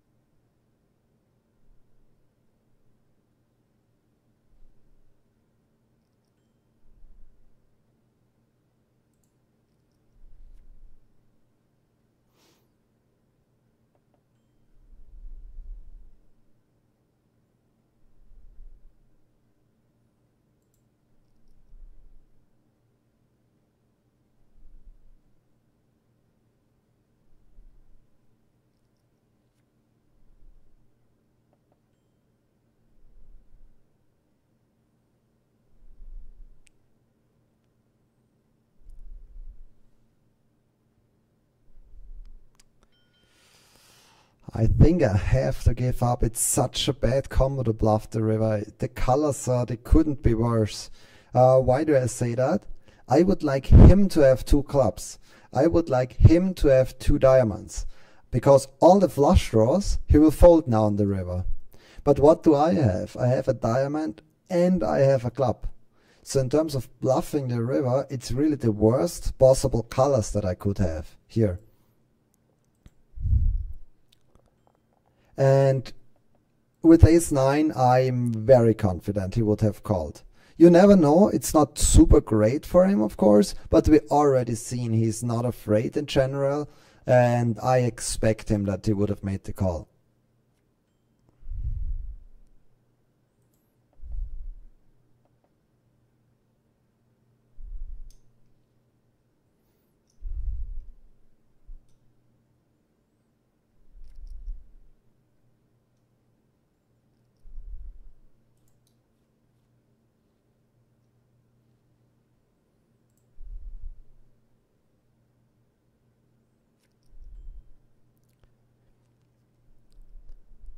But I would have had plenty of good rivers to bluff as well. So on the turn, I still think my hand is a very nice bet, because any club, I have the flush blocker. Where is it?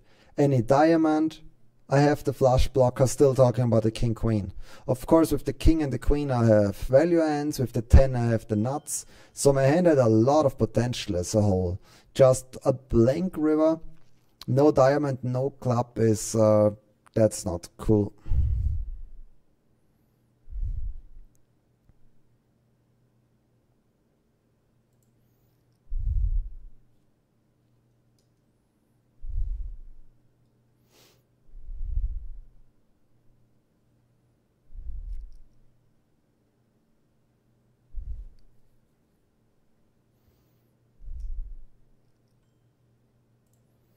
Yeah, and I want to make another comment about that hand actually. Let's go back once we're not involved in anything.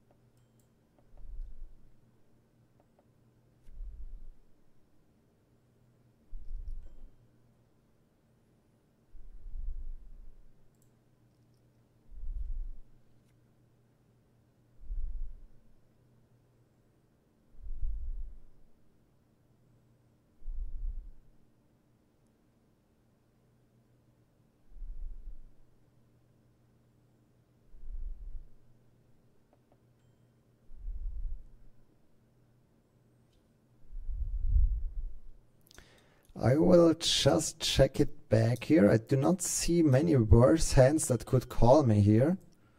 So I could just value down myself.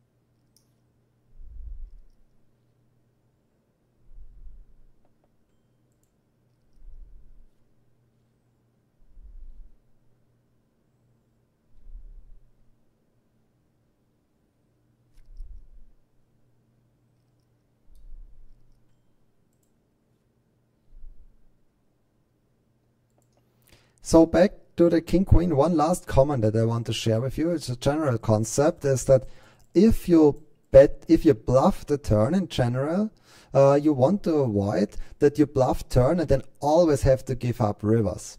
That's something, of course, it can happen, but you don't want to do it all the time.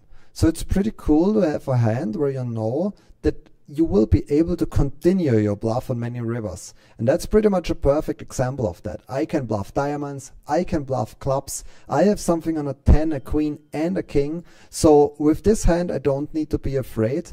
There are many river cards where I can continue. And that's something you might want to have in mind if you decide to make a bluff in general. Does your hand have some potential to continue on the later streets, or would it be a bluff that always would have to give up the later streets? And the latter you want to avoid a little bit, or just not start bluffing too often if you know already you would have to give it up most of the time in the run out.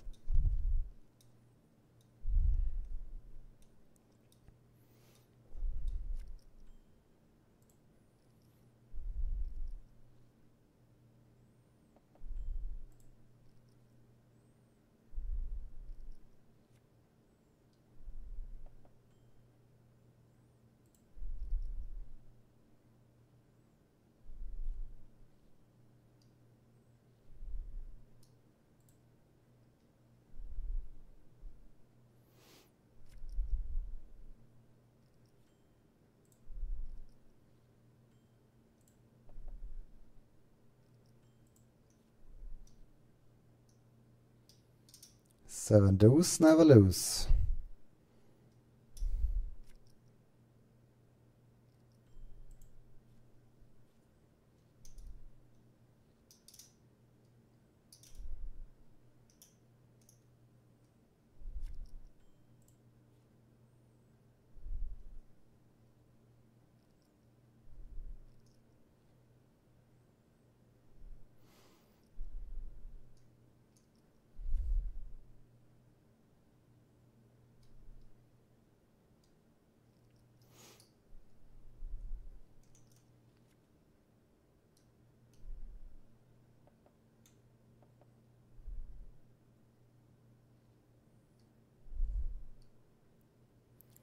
I didn't pay enough attention to know exactly what happened post flop, so I will check that hand out in a second.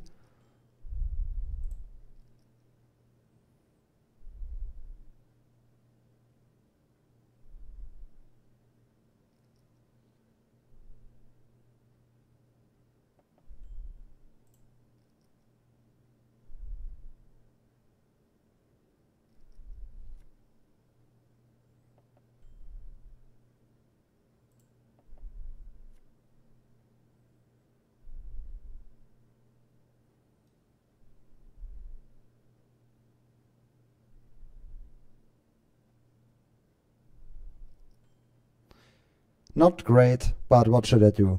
I have the ace, I have a good kicker, potentially I could even beat value hands. For example, maybe he has ace-8, I beat that, so I beat all the bluffs and I might beat some value hands as well, so there's really no way out of this hand.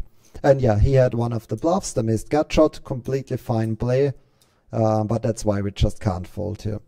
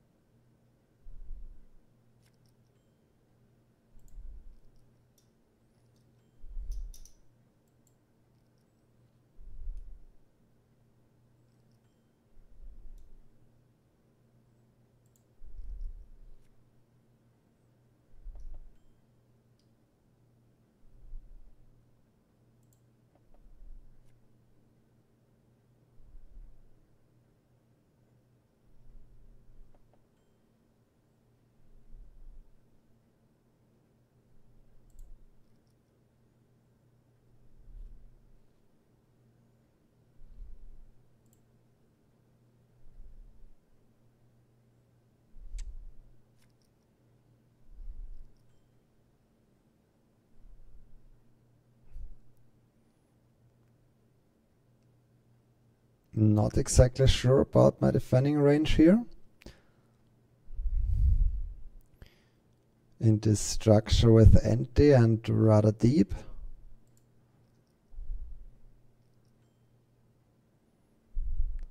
Interesting, because now we're out of my comfort zone, which is always a challenge. You know, I take the challenge. We will have some freestyle spots because I never really played any deep heads-up battles.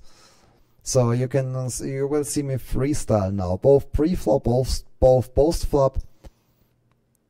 But it's a bit exciting and interesting as well, just facing constantly spots where you do not really have the experience of like having played them hundreds of times. So I'm more than welcome to taking that challenge. Normally, if we would play heads up without antes, I think limping would not really be a thing here. But if we are with rather high antes, I think you can limp a bit, and so I will implement that here and there, some limps.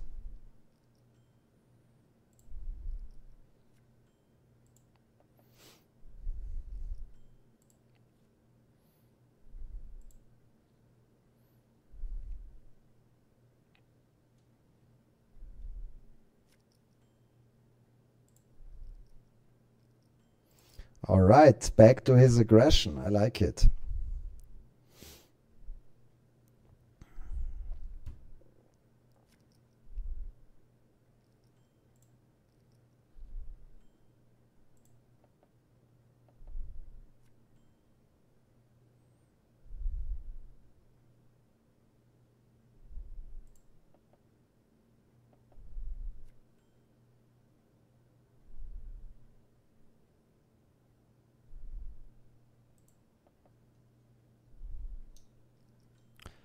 This was definitely played very passive from my side, but I think on this kind of flop, he can make a c-bet really, really often. Like, this is an excellent board for him. So once he checks back on this flop, my alarming signals are a bit going off already. It's like, I think you very likely maybe have something like a king with a weak kicker, or the 10, like definitely a hand. Is pretty likely, just not really strong that it wants to go for value. So I see very limited fold equity with my hand. And that's why I really didn't mind to just realize the equity by check. If I think I would have more fold equity, definitely I would consider the bet more often.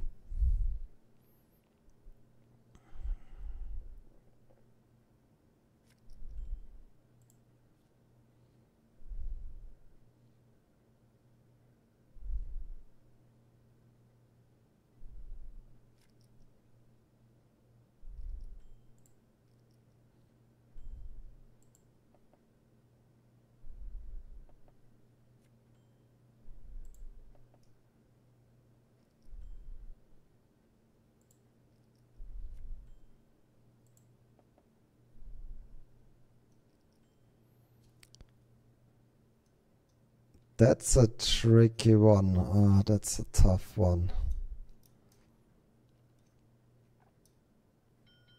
He could definitely bluff twice with a pretty random hand for sure. Like the run out is just good for him. The ace and the queen.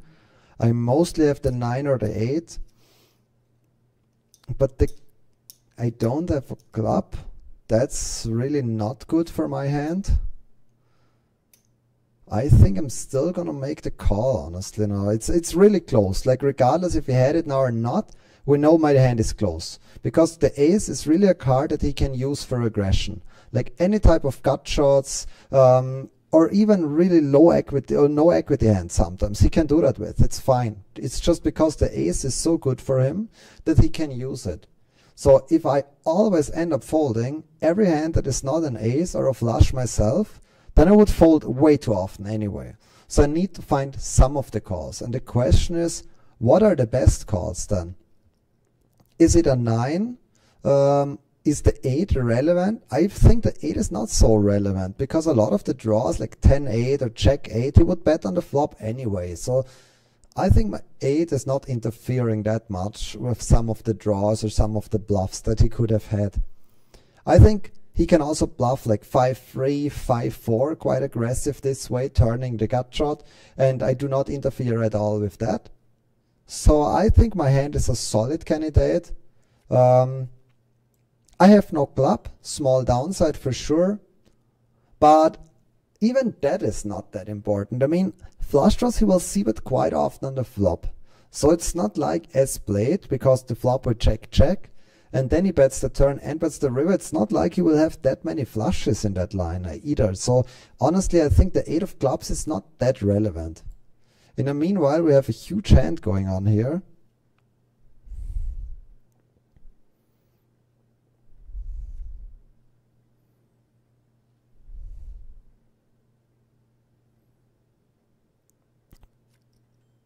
We can assume that the hand was played as a button open. He free bets in a big blind with king queen, and then it goes to the flop, and he has the top pair and the opponent has top 2 pair. That's very likely the line that happened here.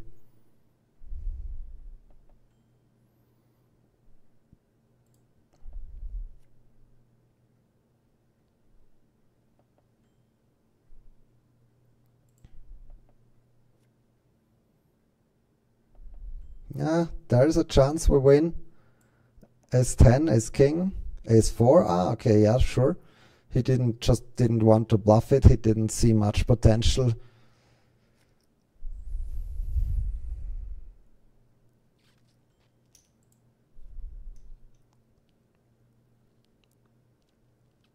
Ace-10 probably would have bluffed. The gut shot, the overcard. So yeah, Ace-King was an option, or a hand like he had was an option as well.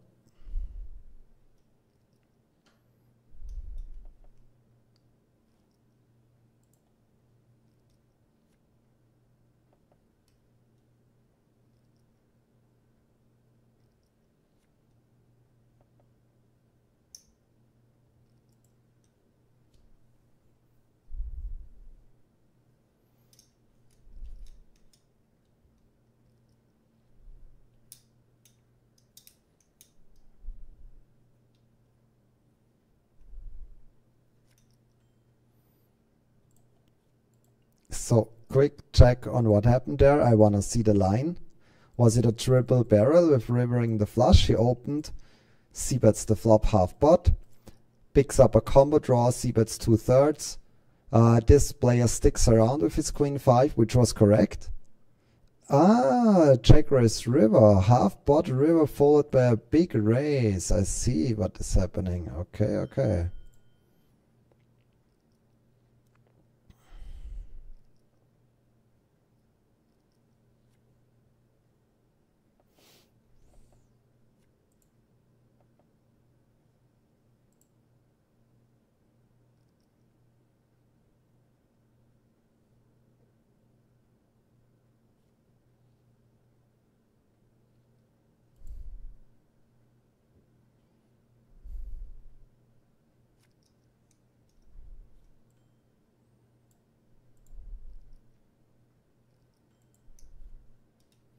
With the entry involved, you really want to play a lot of the hands from the small blind. He was showing a lot of aggression against me, so I was considering the fold, adding a little bit more folds so that I have a tiny bit less limp folds. But then, I mean, the price is so good that it's okay. Honestly, it's okay. I can just limp fold a lot then. Ace King, we made the correct fold here.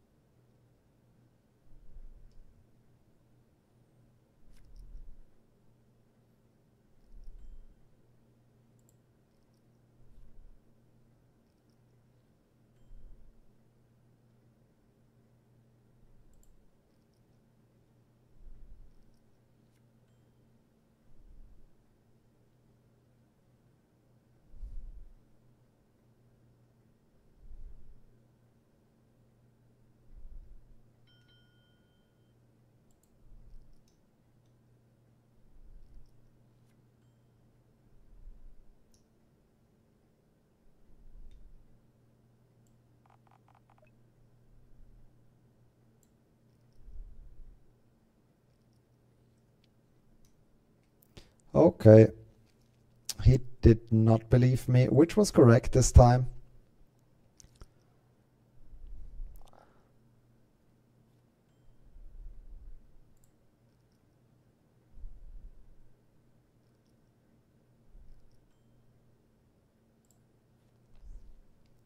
My hand is still reasonable to more triple barrel bluff.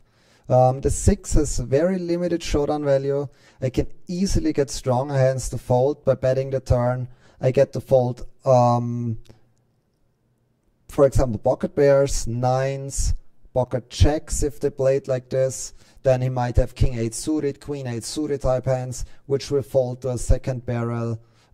But then, like, the ace probably sticks around, but if he had a hand like ace 5 suited, then if I pull the trigger on the river as I did, then it's also very hard for him.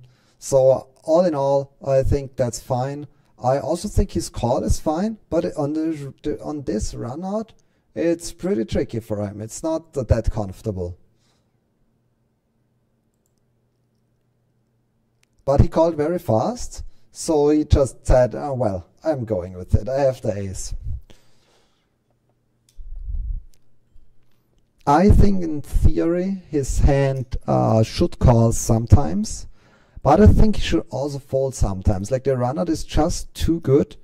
For me as the free better, that he can just stack off the ace always. It's like, it's a bit tricky with the ace there.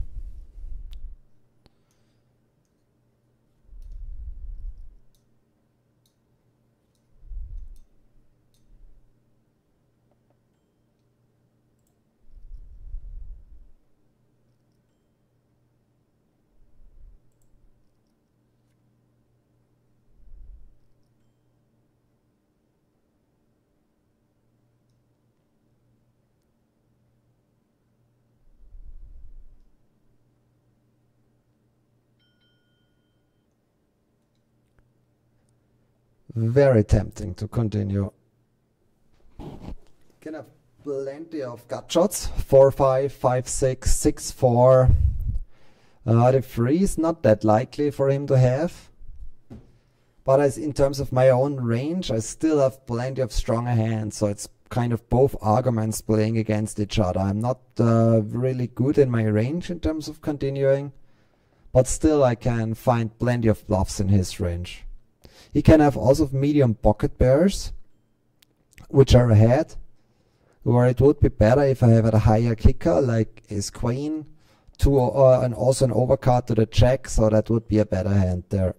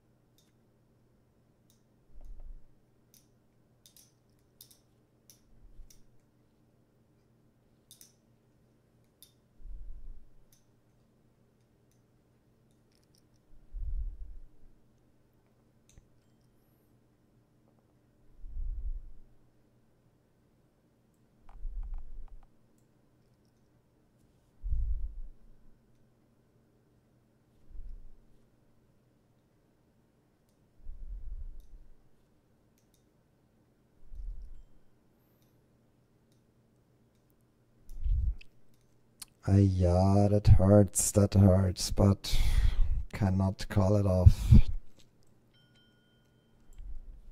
Let's rabbit hunt.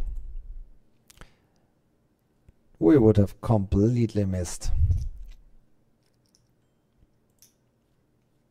I think it was a pretty good spot, the free bet. Let me also explain why I like those kind of spots.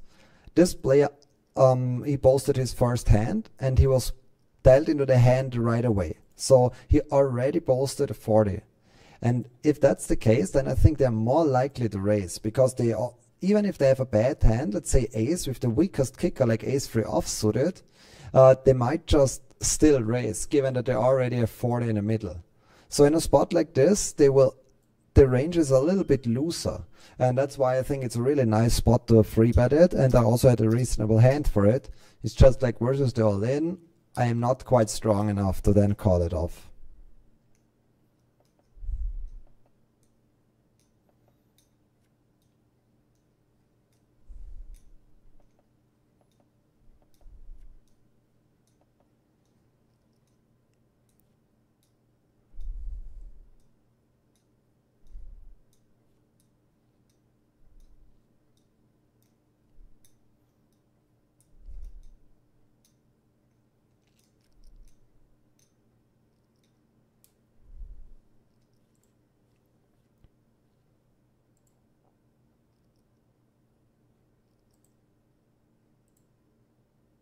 Jetzt fertig mit meiner.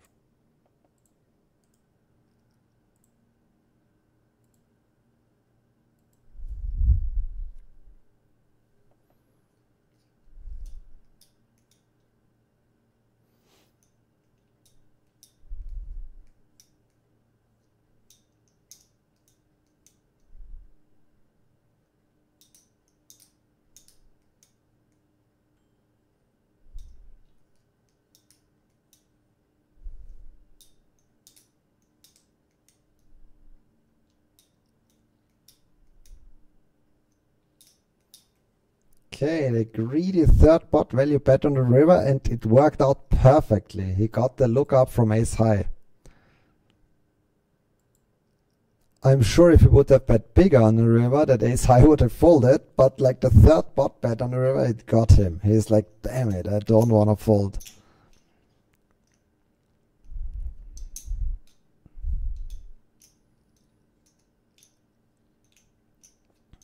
Now we have some action table. I like that even more before. The heads up was a challenge, as mentioned.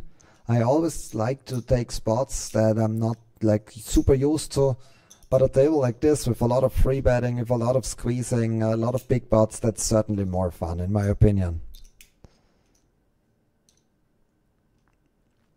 We had the pocket aces playing against the combo draw, and they held.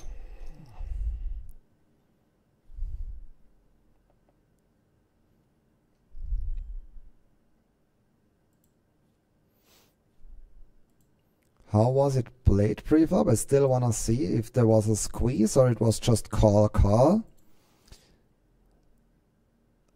I want to see, was it a limp or was it automatically posting the blind? No, it was a limp. Okay, he limped. Isolate, call.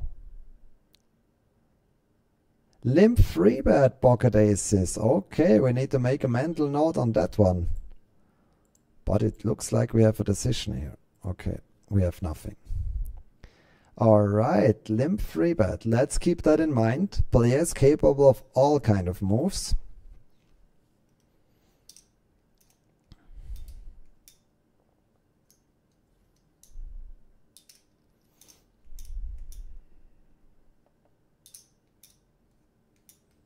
And it worked out perfectly for him.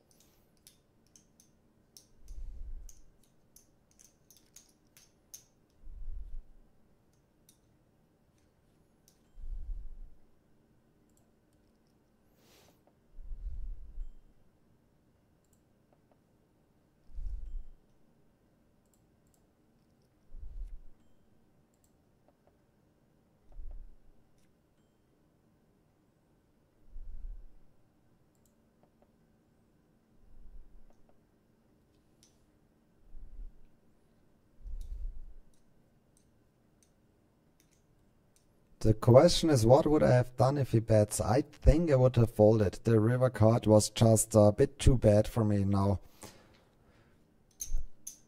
On the other hand, it's not as bad as it looks, because a lot of the straight draws, a lot of the gut shots, he would have continued to barrel the turn. So yes, the river completed a lot of straights and a lot of gut shots, but it's not that likely that he has them once it goes check, check on the turn. So not entirely sure. Maybe I would have thought about making the call. Glad it went check, check, so it didn't face the decision.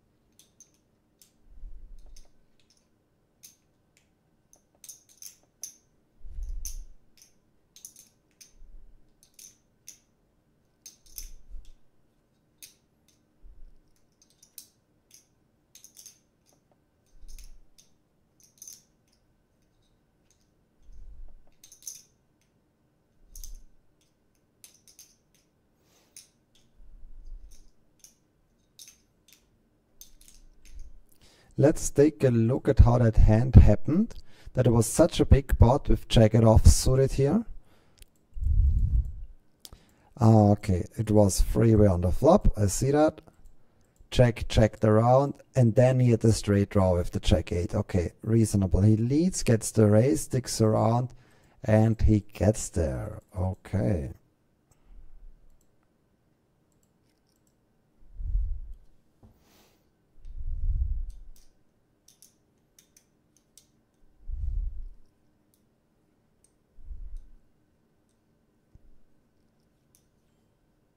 Damn it. I want to see a flop.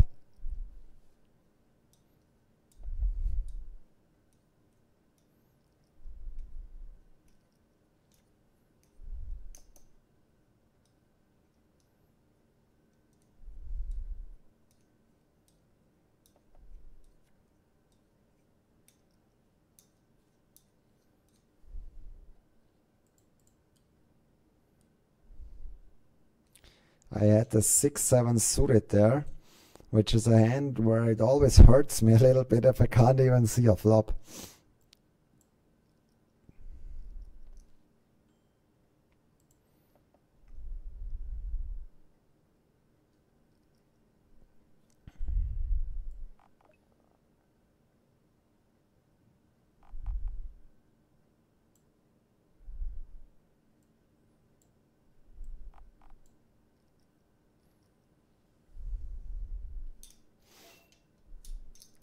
I would be surprised if I win it, given how this session is going, but we are not losing faith. We will win this hand.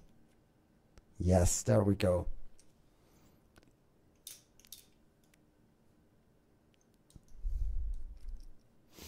Not bad, not bad.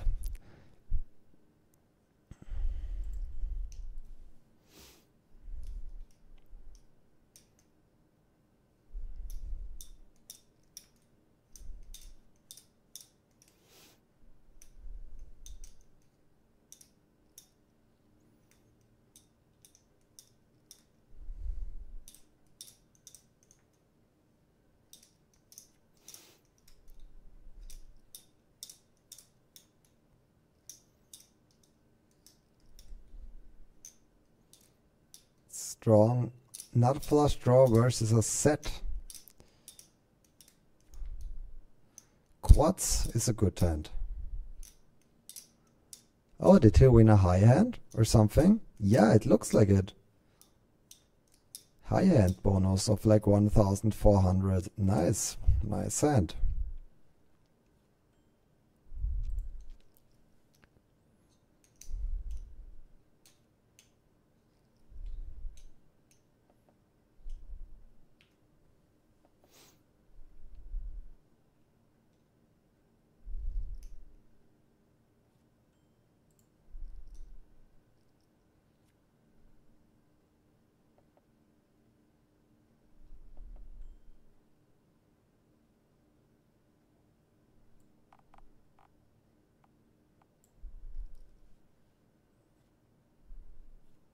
What about my high hand? Rabbit hunt.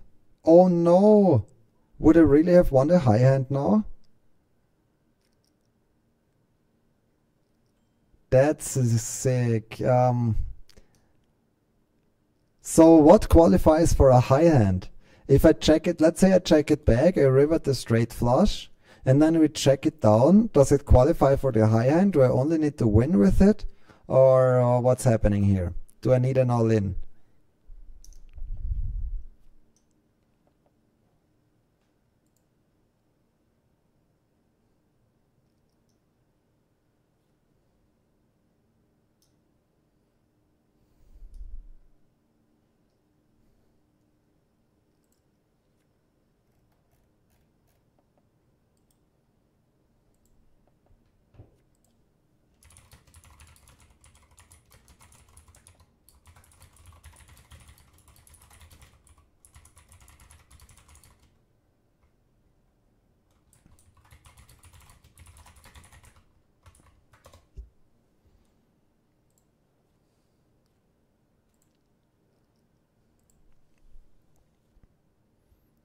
Now I'm still a bit triggered by that straight flush hand. I don't know how the high hand works. So maybe if the high hand for a straight flush is really a lot of value, then maybe I have to check back here, just allowing myself the option to win the high hand.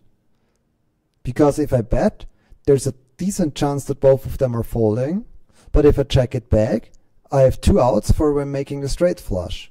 And if that's a lot of value, I think I should just play the check back always.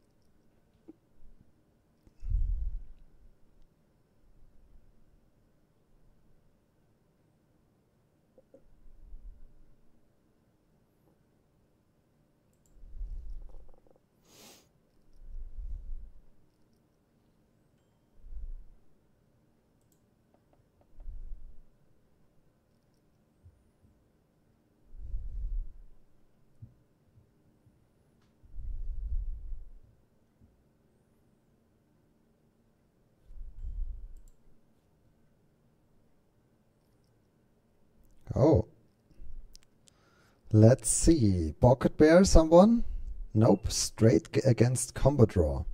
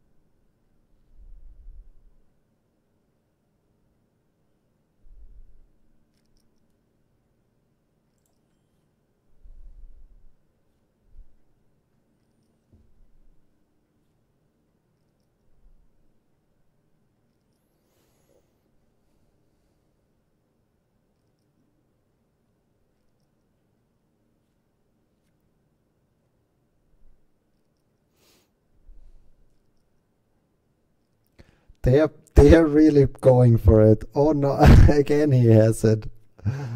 Okay, but you know what? I had the full house here. How am I not involved in this hand? I don't think there was a way I could have gotten involved. Right? I would have made the cutoff limp. This is that's a tough one to get involved in it. Okay, isolates, he bets the flop. He bets the turn and faces the all-in, I see, and he calls it off. Okay.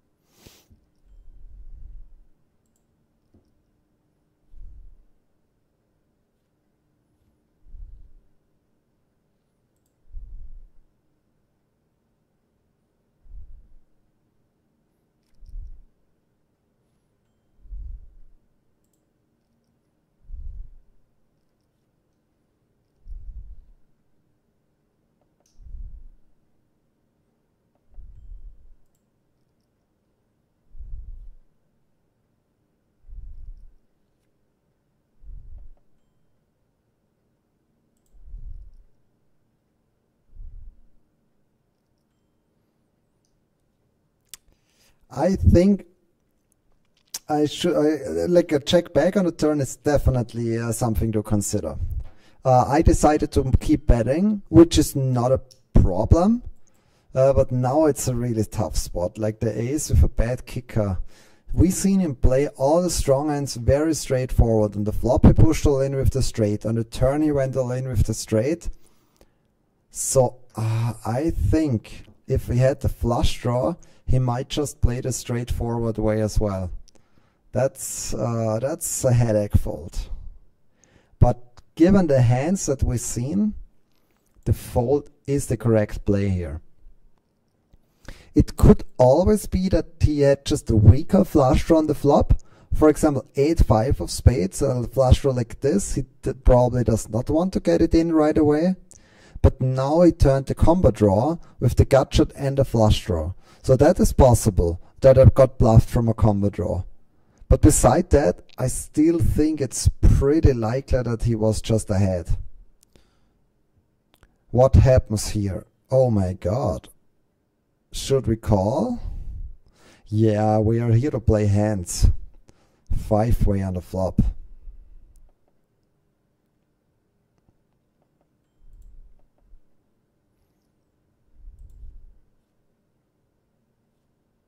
Now we can use the function, I think, in the previous hand. Did he have the combo draw or was it a correct fold? I wanna see it. I hope it's not too expensive, those 30 gold coins, but I really wanna see it. Where is it? Pocket sevens, he got it. Nice fold. So I paid some for it to see it, but I'm very, very happy about this. The read was correct. He played it straightforward as we have seen before, and I would have been drawing that. Very nice.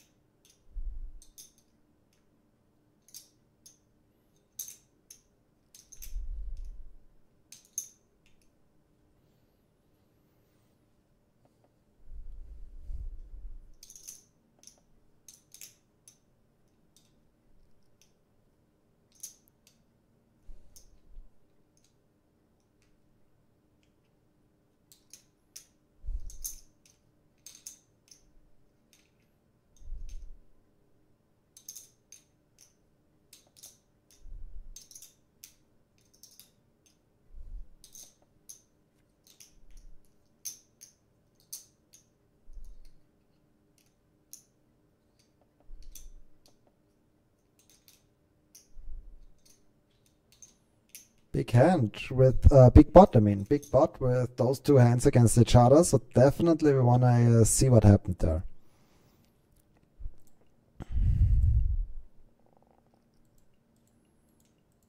Call, call, isolate, call, call. All right. He bets in position, closing the action. Gets a call. Turn check, check, river check, check. Okay, so he bet the flop, just closing the action. Player with 8-5 sticked around, which makes sense on this kind of flop. And then they checked it down, and then the 5 won the hand.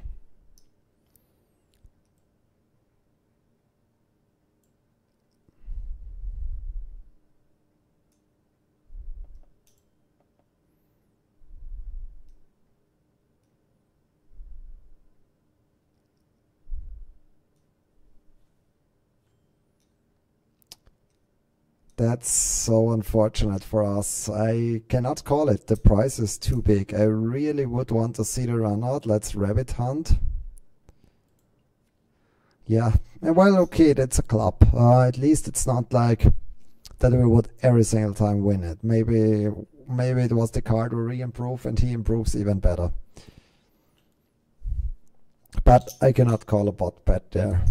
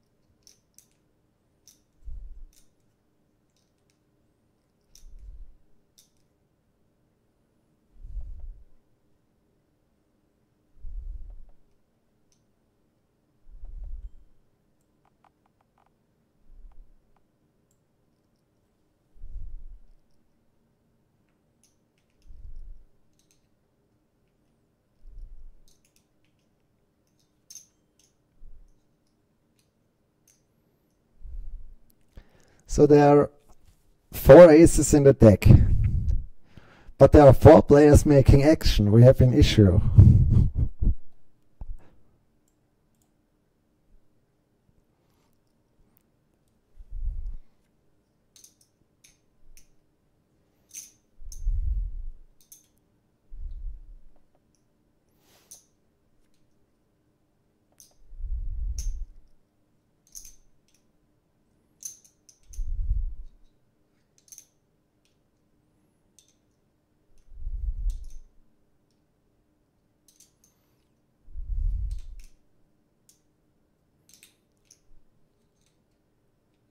Oh, wow, he had the ace.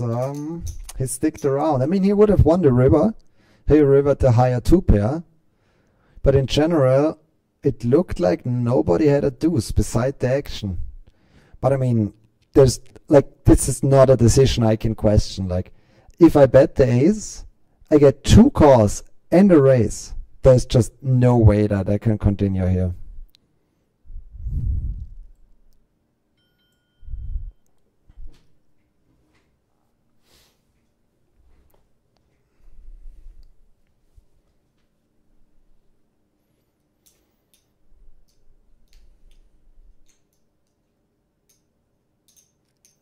I could have definitely considered the check on the flop. That would be a reasonable play. But I still think that the bet there is good. I mean, I was the original raiser. I get a bunch of callers, but especially when it's deuce-deuce, it's hard for them to have trips, you know. It's not like they're playing hands like jack-deuce. So if the paired card was like ace-6-6, for example, or ace-7-7, sure, it's way more likely that somebody has trips out there. But ace-deuce-deuce, it's really safe.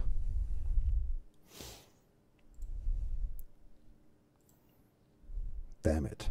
Good flop. My open was on the loser end, but lately I didn't get much free bets. Like, remember 1-2 hours ago, he free bet me like all the time, and I also got it in good here and there, like ace king versus his ace 9, or my pocket aces pre-flop. Just didn't go my way, but then once he had all the chips, then he slowed down, and lately he's not free betting me so often.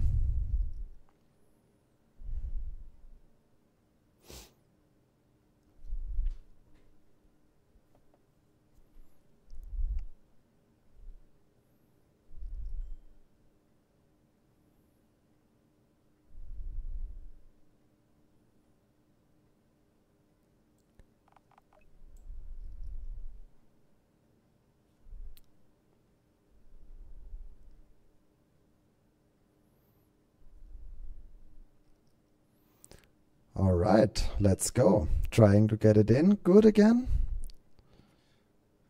Yep.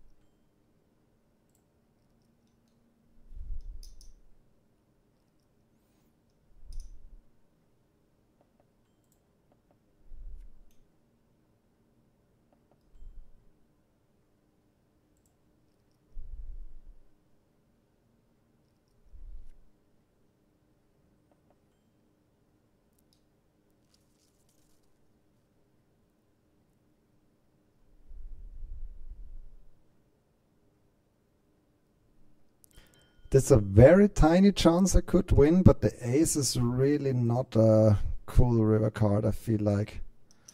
Yeah, that's questionable. Honestly, it might have worked, it might not have worked, it's hard to say.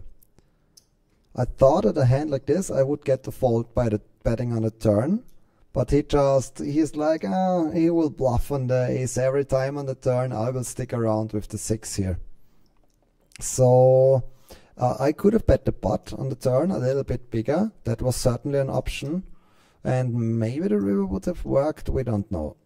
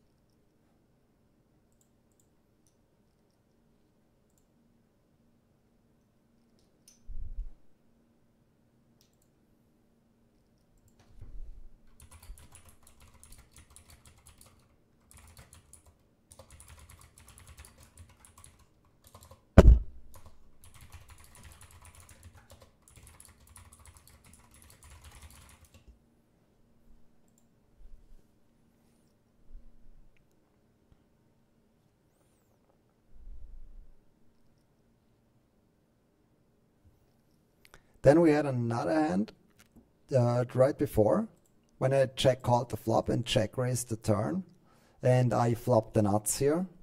And the question is always, do you want to slow play till the end? Like if I decide to start with a check call, then the question is on the turn. Do I want to decide to slow play all the way, check call the turn and then checking the river, or do I want to raise right now? And I think it depends fully on the play style of the player you're facing. If you think he's just barreling a lot and really pulling the trigger a lot as well, well then you want to slow play. But if you feel like he's just betting the turn, but if you got called again, then he really checks back the river oftener, well then there is no point in slow playing, right? So it's really very player dependent here. And I'm not exactly sure, like in general he's not afraid, we've seen that. But now when he made the big river all-ins, often he had it, not always. I remember the king check where he went all in twice the pot on the river and he had a bluff, he had nothing. So yeah, I think against him it's close. I think both lines are valid. Maybe in hindsight I would like to check call even more. But it's close. It's really close. I don't think there is any further discussion here. It's like both produce a lot of value. I went for the raise. He had nothing. He folded quickly.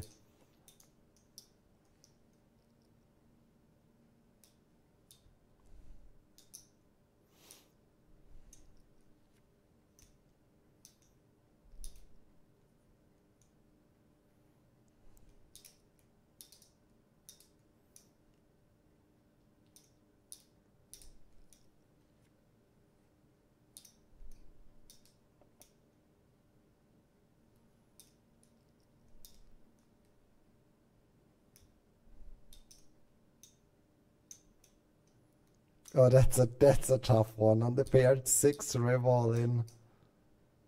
Wow, so curious. Where do we see a showdown?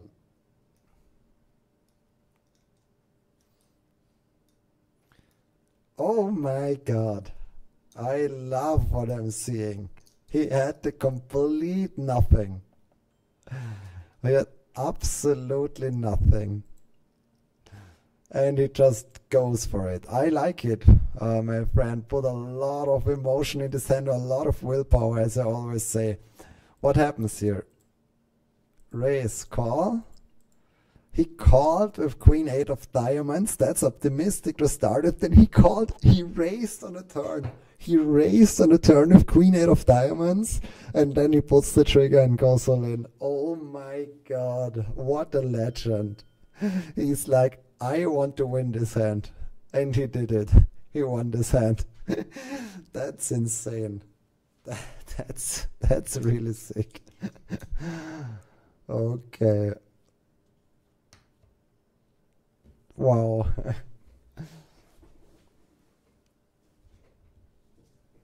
What a legend.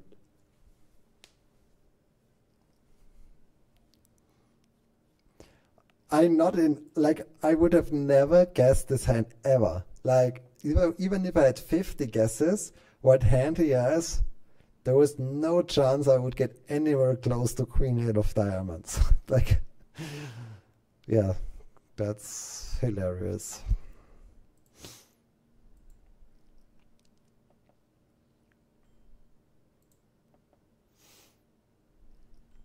Good hand, not on this flop.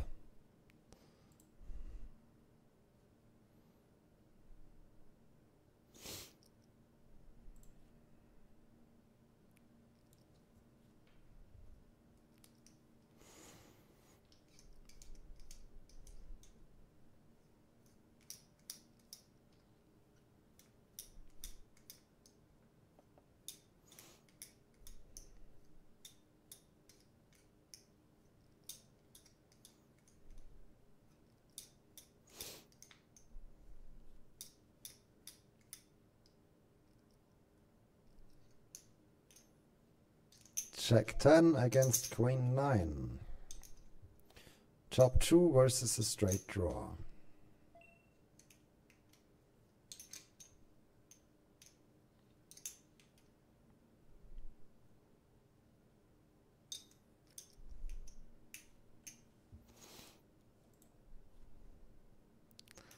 I will certainly root for this player every hand. It's just now he's my hero after that Queen 8 move.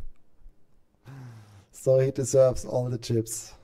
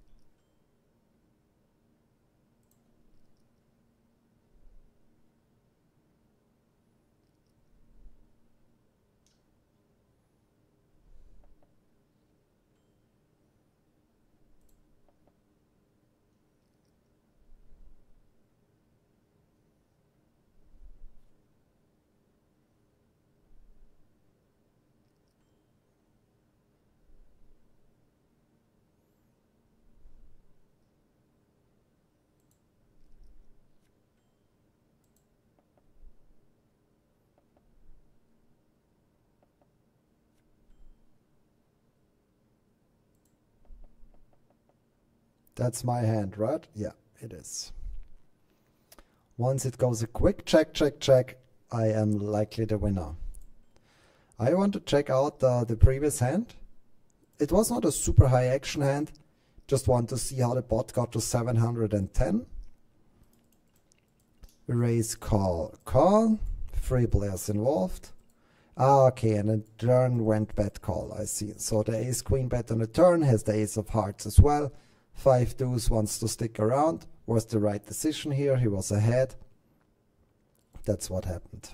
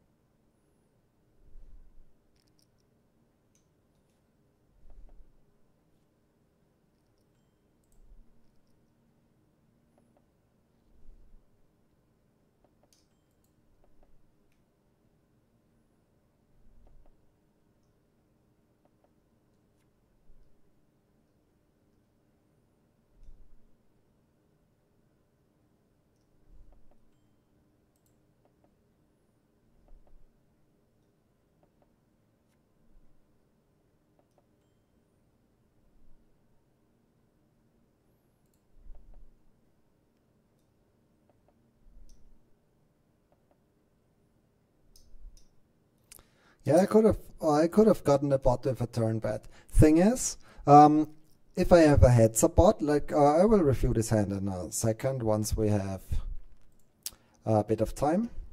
Might be interesting to share my thoughts here. Oh, I thought I had a pretty good hand, I could raise, but against this action, suddenly I don't have a good hand left. What about the flop? Ace, king, queen. Glad we didn't lose any more chip.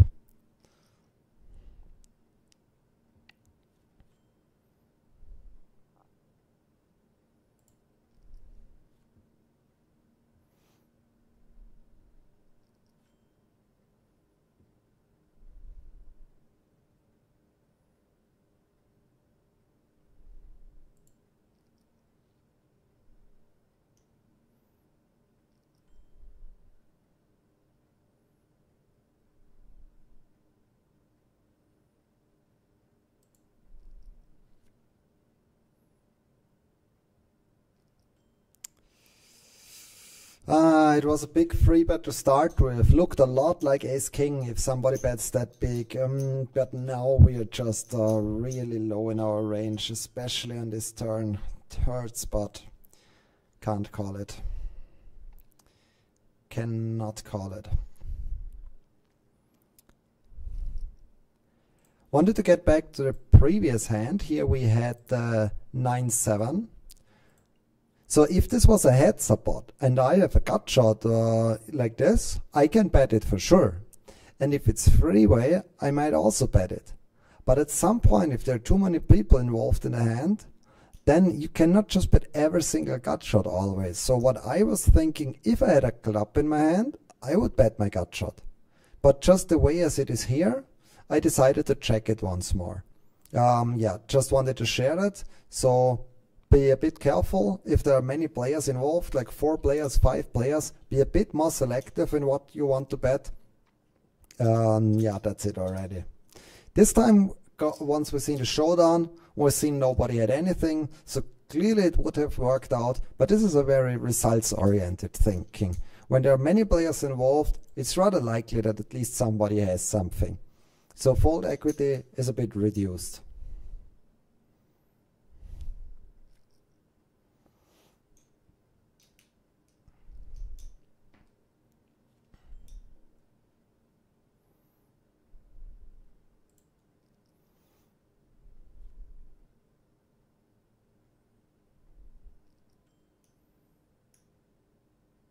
Hola.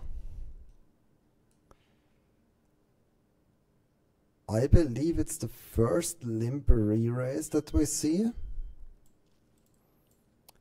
which means I always give some extra credit. Pocket sevens. Okay, we would have had a flip. Fair enough.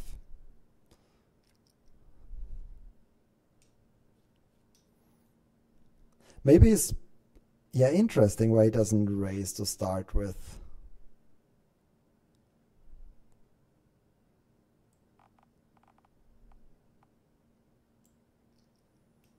But maybe he didn't mind playing it cheap, seeing a flop limp. But once I isolated, he still figured, well, I still have pocket sevens, my hands is strong enough. Maybe this was the thought process. This hand I will stack off because I'm already very short. If I would have been a bit deeper, I wouldn't stack it off. But in this situation, I think this player was not afraid to play. He was on the loser side. He made a free bet before, he barreled in on the turn. Maybe he had it, but we've seen with the Queen 8. Don't forget the Queen 8 hand. He's definitely capable of making moves here. So the stacker that I had, I think I was ready to let go.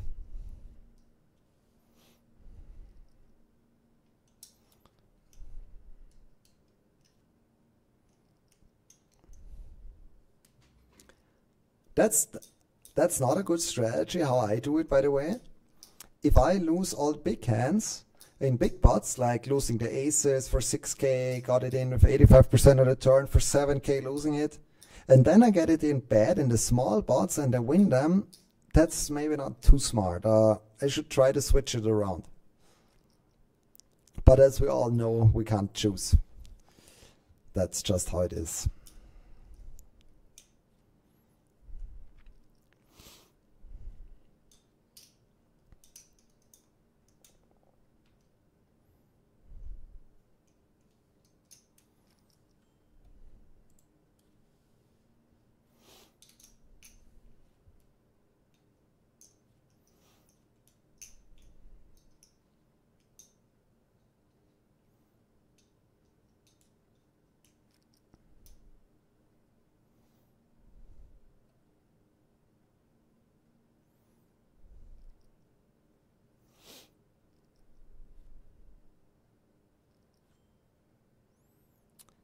I will fold this hand because the playability multi-way is really, really poor. I would have called against the first raiser for sure, and I might have called against 2 players, but now against 3 players, there's just, I mean, how you want to play this hand post-flop. If I hit the lower card, what then? I can never really go to showdown. If I hit the higher card, it's the same problem. Every time something is there, like straight or flush, and there is action, I can still not really call it anyway. So this hand qualifies for really unplayable multi-way, like 4-way, 5-way is just an unplayable hand category, and that's why I want to let go.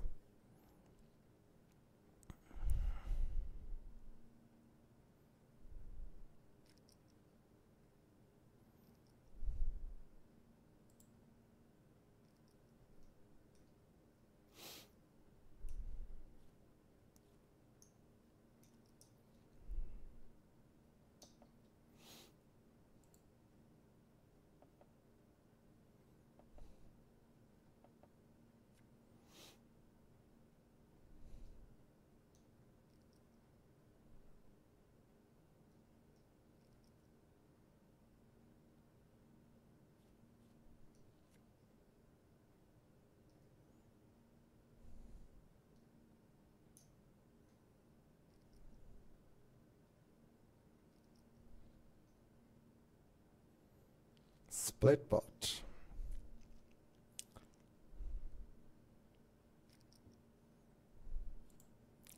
Let me see just how it was played. Nothing too special, but I still am wondering how this pot got so big. Ah, okay, it was already big pre-flop, and then there was just one small bet going in on the turn. Fair enough.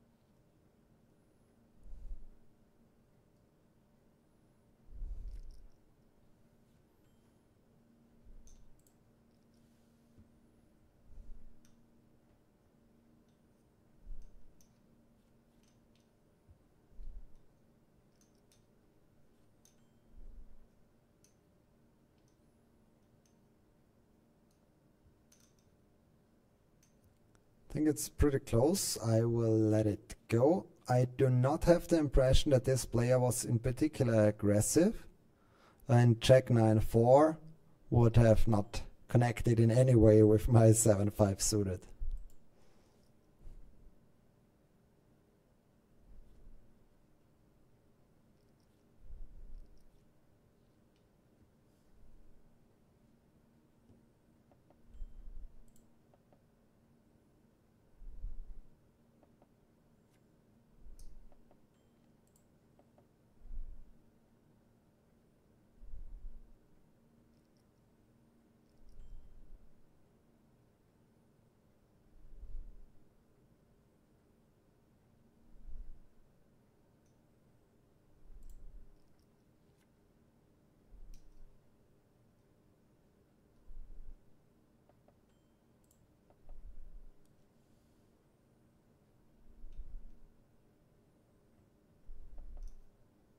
Now I will, oh no, I was considering to raise the turn as played. It looked like a lot of draws out there. It's not that likely that somebody has the king with checking around on the flop.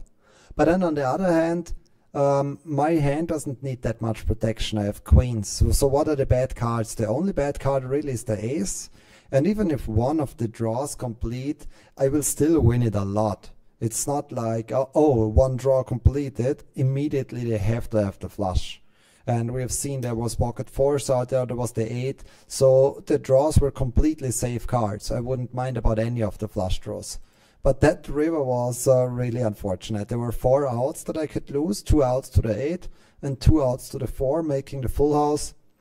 And one of them arrived. So yeah, what should you do?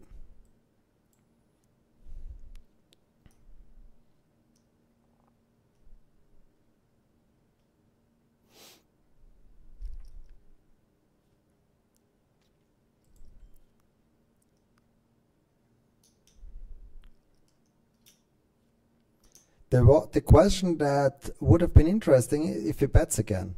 If he makes another value bet, what then? But I think I would have let it go. I actually think I would have put a player on the 8. Because that's exactly the kind of hand category that he checks behind on the flop. Here we are. Like bet checking back means that he doesn't really have much of the king. Pocket pairs, he could check back, he could consider to bet the flop. I think both is fine. And then once he bets on the turn, it's a lot of the 8. He will bet the 8 every time. I expect him to bet the 8 always. And of course he might have had pocket 9s or here and there a 6, 7 here and there. But if he bets the river again, it's pretty hard for him to have the bluff. Let's not forget, there was 2 players calling his bet on the turn. So even if he had the 6-7, he might just give it up. For him, it feels like a really optimistic spot to get a bluff through if 2 players call your turn bet. And that's why I think if he makes a bet there, depending on the size, I might just fold the queens and get out.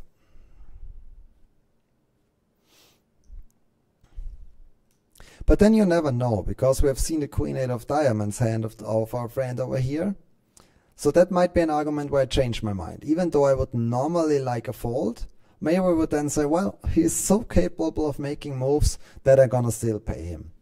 So yeah, maybe that's actually the more likely thing, that I would have called because of that argument.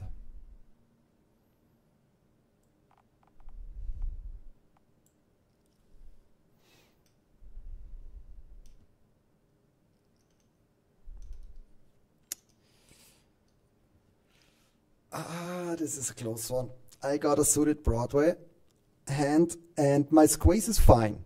But sometimes you get in the really awkward spot after squeezing, and this is one of them. If I was deeper, like let's add another 15 big blinds, now I know I have to fold. But now with this stack, it's exactly the threshold where it's a bit unclear, and I think I'm gonna make the call. It's a very close decision. I think both is fine, honestly. You can call it, you can fold it. It's really close at this stack size here.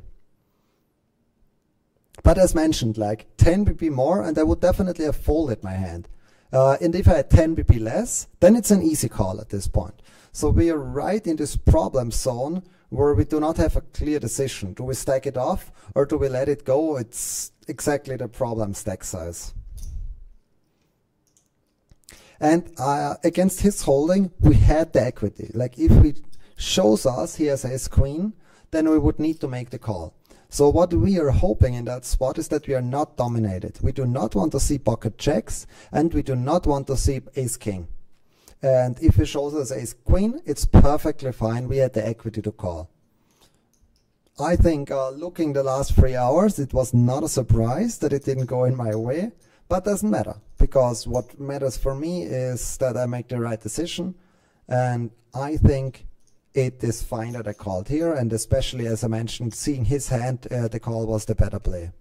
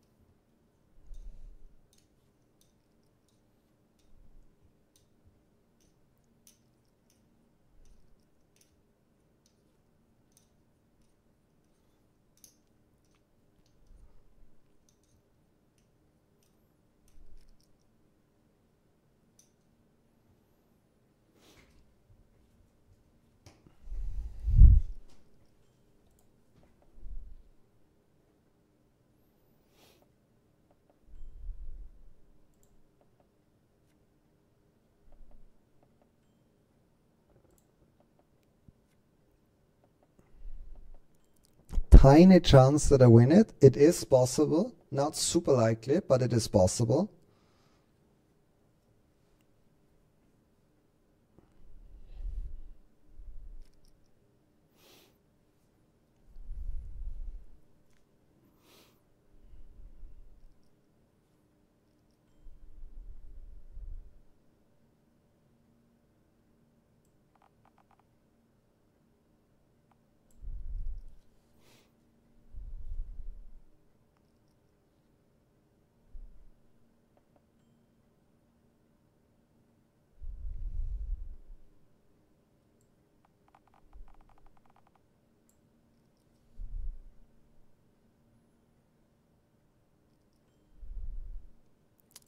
Nothing to do, ace